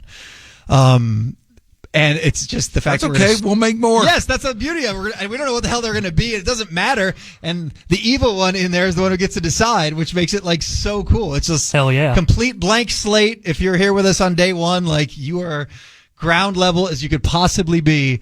And he's going to be in there chronicling this thing and making sure it all stays organized, and we couldn't be in better hands. And the second part I want to give Michael credit for, Michael Grubes. All right, Grubes. Too many Michaels. Is Rhyner alive? Oh, God. Is Rhyner alive? Yeah, he is. Okay, Rhyner's rejuvenated. Ryan's Wolf, whatever. Whatever. All right. And I can go any way you want. Shale, if you need it. Or let's go with Mikey. Sirois. Mikey, I'll take that as well. But since the second that dude walked in the building, he's been here more than you and I have. He's been just grinding on how to get this thing going. I mean, this is a big launch. Yes. We were not worried, but we were concerned on so many things that went into this show just today, including you and I. We got to get back into this thing. Let's go. Let's do this damn thing. We didn't do a practice show or anything. But I was like, I don't know what the breaks sound like. I don't know. Are we going to know when to talk? There's no ticker ending, which is we've been conditioned by Pavlov's dog to know exactly when to start and all this stuff. So we were kind of waiting on that. And he's been smooth as hell today. But even more than that, I don't even know if you're technically the producer of this show, but that dude has been if I know. arm in arm with me with ideas that you've come up with and I have, and just organizing stuff. And look, I mean, I've known Grubes forever, haven't really worked hand in hand with him like you two have. And I know the drops are going to come, the funny crap is going to come, but that dude has just been busting it and helping build this show, this new station, all of it. And I hate to say on day one, but I can't imagine doing it with anyone else or without him. So it's going good so far, Michael. Yes, it's going very good. And I got to tell you that, it's not like I was ever really thinking about not doing it once the opportunity came up. But when I learned that that Shoopy was going to be involved, that let me know for sure that, number one, I'm doing the right thing here. And number two, this thing is going to go somewhere. Hell yeah. This thing is going to have some staying power, and this thing is going to be a factor in this market. It's so because you saying that, and then the fact that you were in gives us that gravitas. So it's all sort of self-fulfilling, but to know it and believe it the way that I can tell that you do. Oh, I do. I do. Make no mistake. Instills so much confidence. It's really unbelievable. All right. We have not done one benchmark or one stapler, one of the new things that we're hoping you enjoy every day from 3 to 7 here on the Downbeat on 97.1 The Freak. But we're going to do one next, aren't we? We are. For the very first time ever, we're going to allow you, the listener, to walk inside a special place. What's it called, Mike? The Sunset Lounge. This is the Downbeat on 97.1 The Freak.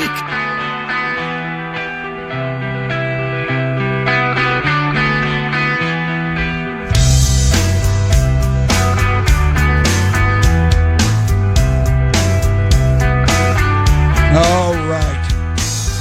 What a time we have had here today. Wow. What a time we have had here today. An unimaginable time. Day one. A brand new radio station. You don't get to do this very often in your career, Mikey. I never have. This is just your second time doing it, right? Yeah. I'm a lucky guy. I've got to do it twice. If you've missed any of this evening's broadcast of the Downbeat, they are replaying it right here on The Freak from 7 p.m. until 11. So they're going to run this thing right back. All right. So check it out. And again, we know you want the app. Use the iHeart app for now. Maybe someday, somewhere down the line, we'll have one of our own, one unique to us that has all the features and stuff that you want on it. But for right now, just use the iHeart app, and you can check out us as we stream online. All right. It is now 6:35 here on the Downbeat.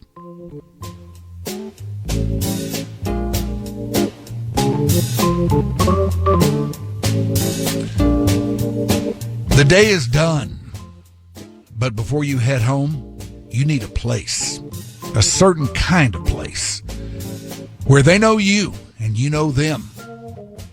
One where you can take the edge off. A place where the lights are dim. The music swings, but it's never too loud. And you don't even have to tell them when to make it a double. A place where the skirts are tight and the necklines plunge. You say no such place exists? Ah, but it does. It's the Sunset Lounge. Step inside the green door. Sit at the bar. Get in the groove at the Sunset Lounge with the Downbeat on 97.1 The Freak. That made me even happier than I ever thought it would. I had no idea what he was going to say, but I knew he would crush it. Oh, my God. Yeah, we're not cool enough to follow that intro. Damn. Sure you are. The Sunset Lounge was, as we mentioned earlier in the show, one of the finalists for the actual name of the show. We went with the Downbeat, but the Sunset Lounge just stuck around where we kept thinking it was just the coolest thing in the world. We had to use it for something. We had to find something to attach that handle to. And it may not apply in a month or two, but if you look out that window, a golden sunset in progress right now. Yes. So it's perfect. Yes, a groovy day. Groovy day indeed. And it's going to be sort of a catch-all, whatever you want to talk about. If there's something we need to follow up with from the show or something you got planned this evening or this weekend, the Sunset Lounge can be whatever you want it to be. But today, I feel like since we're launching this bad boy, we can go with some instant reaction from friends. I would love to do that. New friends that have been popping away on Twitter. Again, our official show Twitter handle is @DownbeatDFW. @971 The Freak is the official station Twitter account. And I think @971 The Freak is going to be for all your social stuff. It's funny, there's a few people who've created dummy accounts, like I told you earlier, like the Freak Dallas. And of course. All this stuff. And they've done a pretty interesting job to make it look like that was the official one, as the official one hadn't written anything until today. But those are our bad boys, and we're going to be doing some interaction via Twitter with you guys someday, maybe Thursday. We'll figure it out. But we do have some instant reaction. Would you like it, Mike? I would like it very much, Mikey. Okay, it's usually pretty kind, but we're not scared to read bad stuff as well. Of course not. But we'll start with friendly stuff. David Lauderdale, all the luck, boys. Feel at home again here in the Old Grey Wolf. Expound his musings once again. Very nice. You feel at home as well, don't you? I appreciate that. Jared says, happy to be listening to The Freak. Very cool experience being a part of the first moments with you boys. It is cool. It is cool. It is cool. Jason Rojo, welcome back, guys. Looking forward to spending time listening with you. The Funky Panther. Hey, man, you guys suck. Of course we do. He's right. We know that. Look, I mean, tell us. Look, if you're going to do this, tell us something we don't know. I don't have the courage or wherewithal to look up the Facebook one because apparently that's where people lose their mind. But at least on our official @Downbeat DFW, it's all been very kind, except for the Funky Panther. Doesn't seem to like us, Mikey.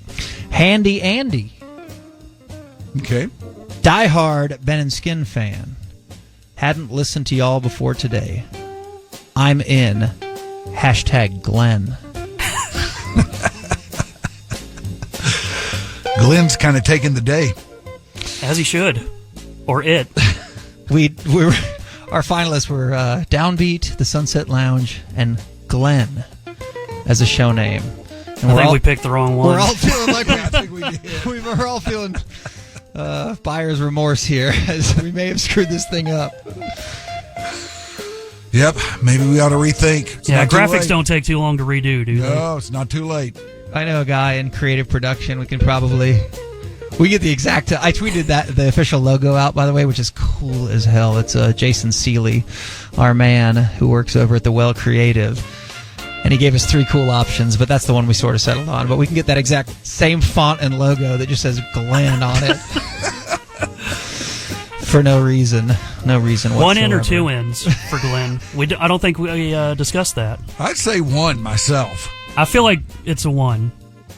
What do you think, Mikey? I always pictured it with the 2 ends. Do you? But I'm not, there's 3 votes. Well, the here. other 2 Michaels outvote you. That's smack down. Speaking of that, Alex Hamilton, just make a bumper sticker that just says Glenn. Used to be a big player in the radio world, right? The importance of the bumper sticker. Oh, yes. Yes. Did you have one with the Zoo Beast on it? No, I've never had one myself. But people used to brandish those with great amounts of pride. You've never had a bumper sticker on a car? There was one time when I bought a Toyota pickup truck that had a bumper sticker from a jazz station or a public NPR station or something like that from Phoenix on there. That you were unaware of? I didn't know what it was. And you couldn't get it off? Was the upper left corner slightly ripped to show that you attempted to get it off? It was in great shape, and I left it alone. Let me get you a bumper sticker. It says Glenn on it. Okay. Our final Glenn joke, but I think it's a good one. Brian Bell @Downbeat DFW. Officer, clearly I can be in the HOV lane. I'm riding home with Glenn.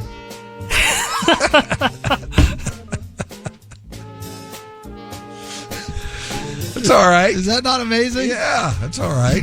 We have a thing now. We have a thing. Paige asks a question that we have been asked a few times, and you did just address it. Will there be an app that we can pause and rewind? Again, not really our department.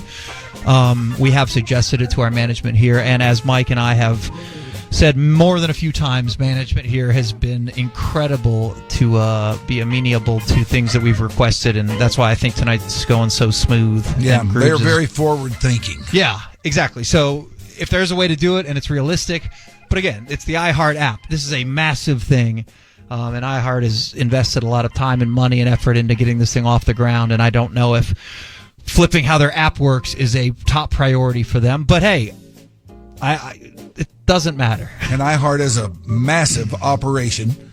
There are, 8, 9 radio stations or something like that? In this building? In this building.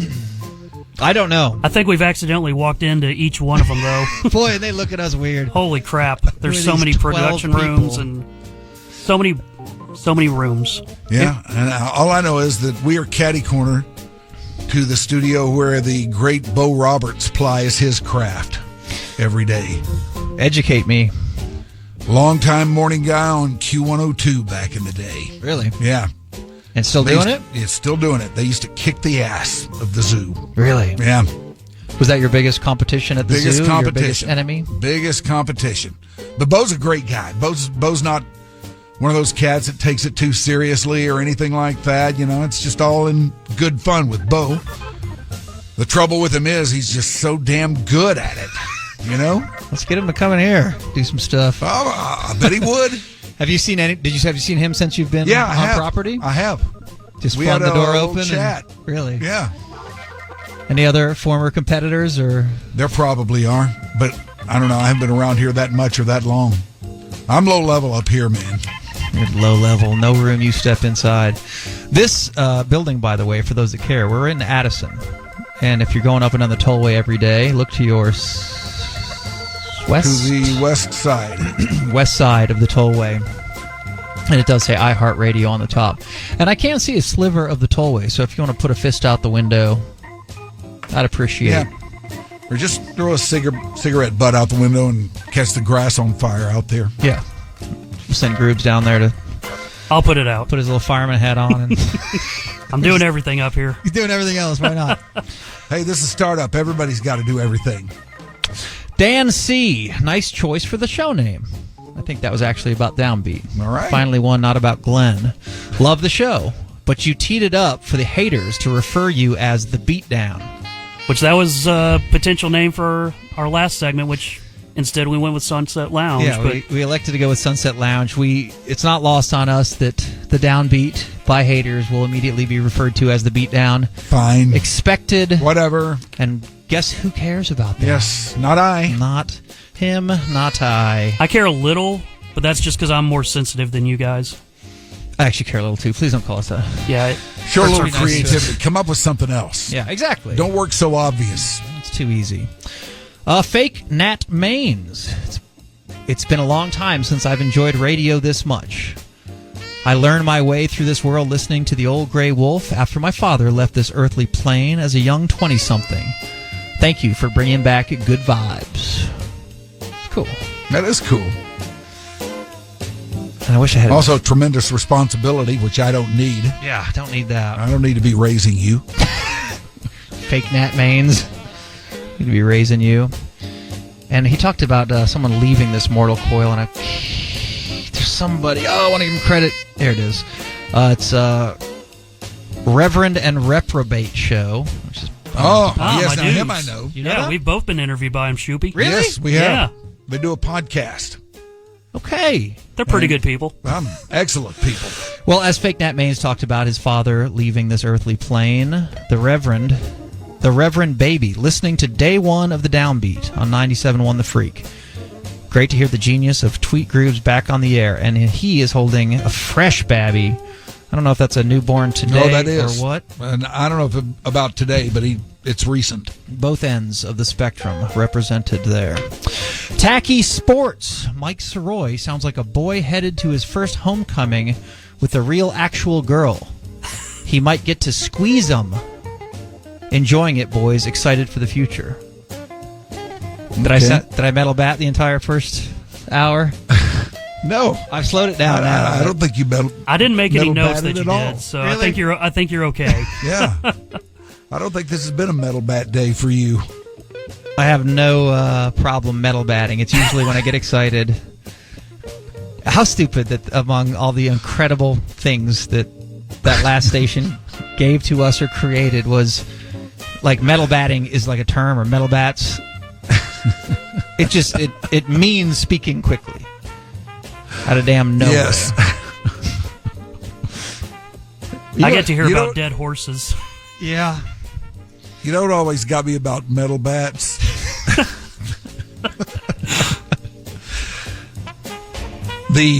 Which I didn't realize till I got there part.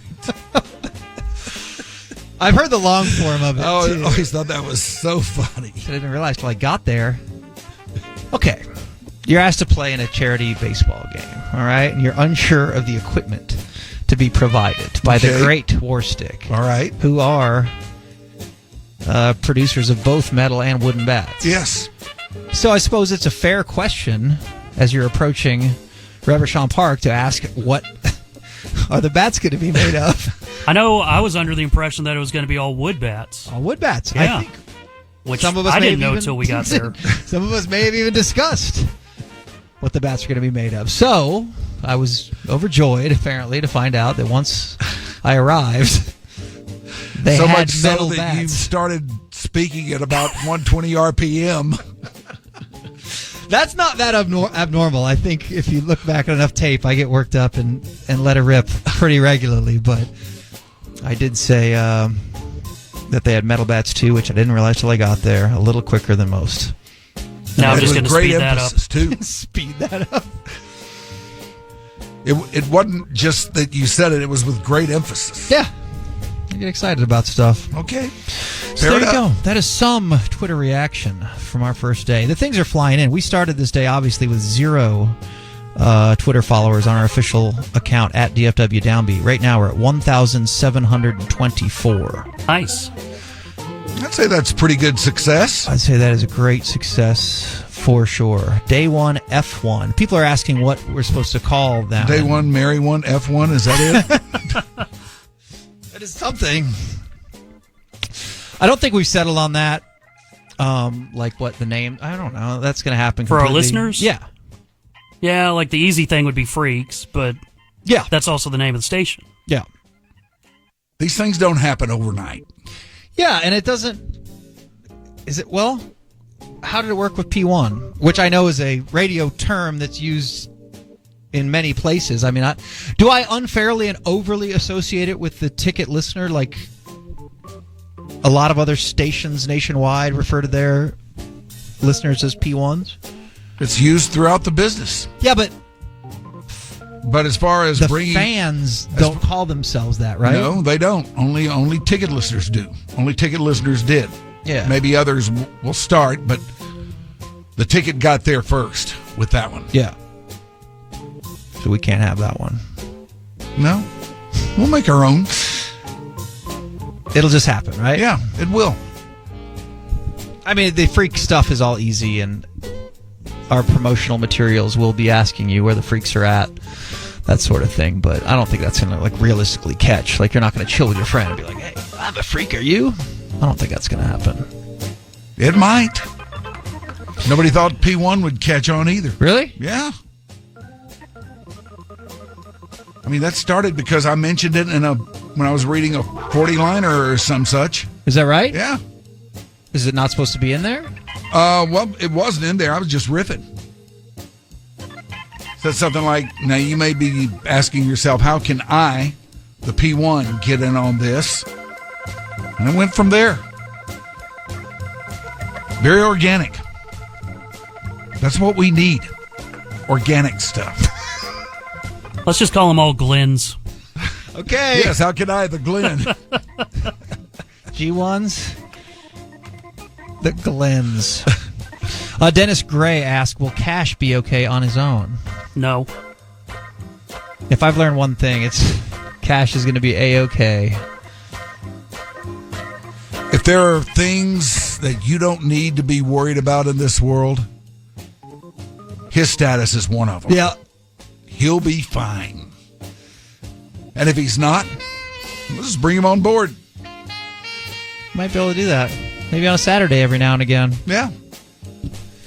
Bishop Sycamore Counselor. No forced chemistry, no tired bits. I love it already. All right, cool, man.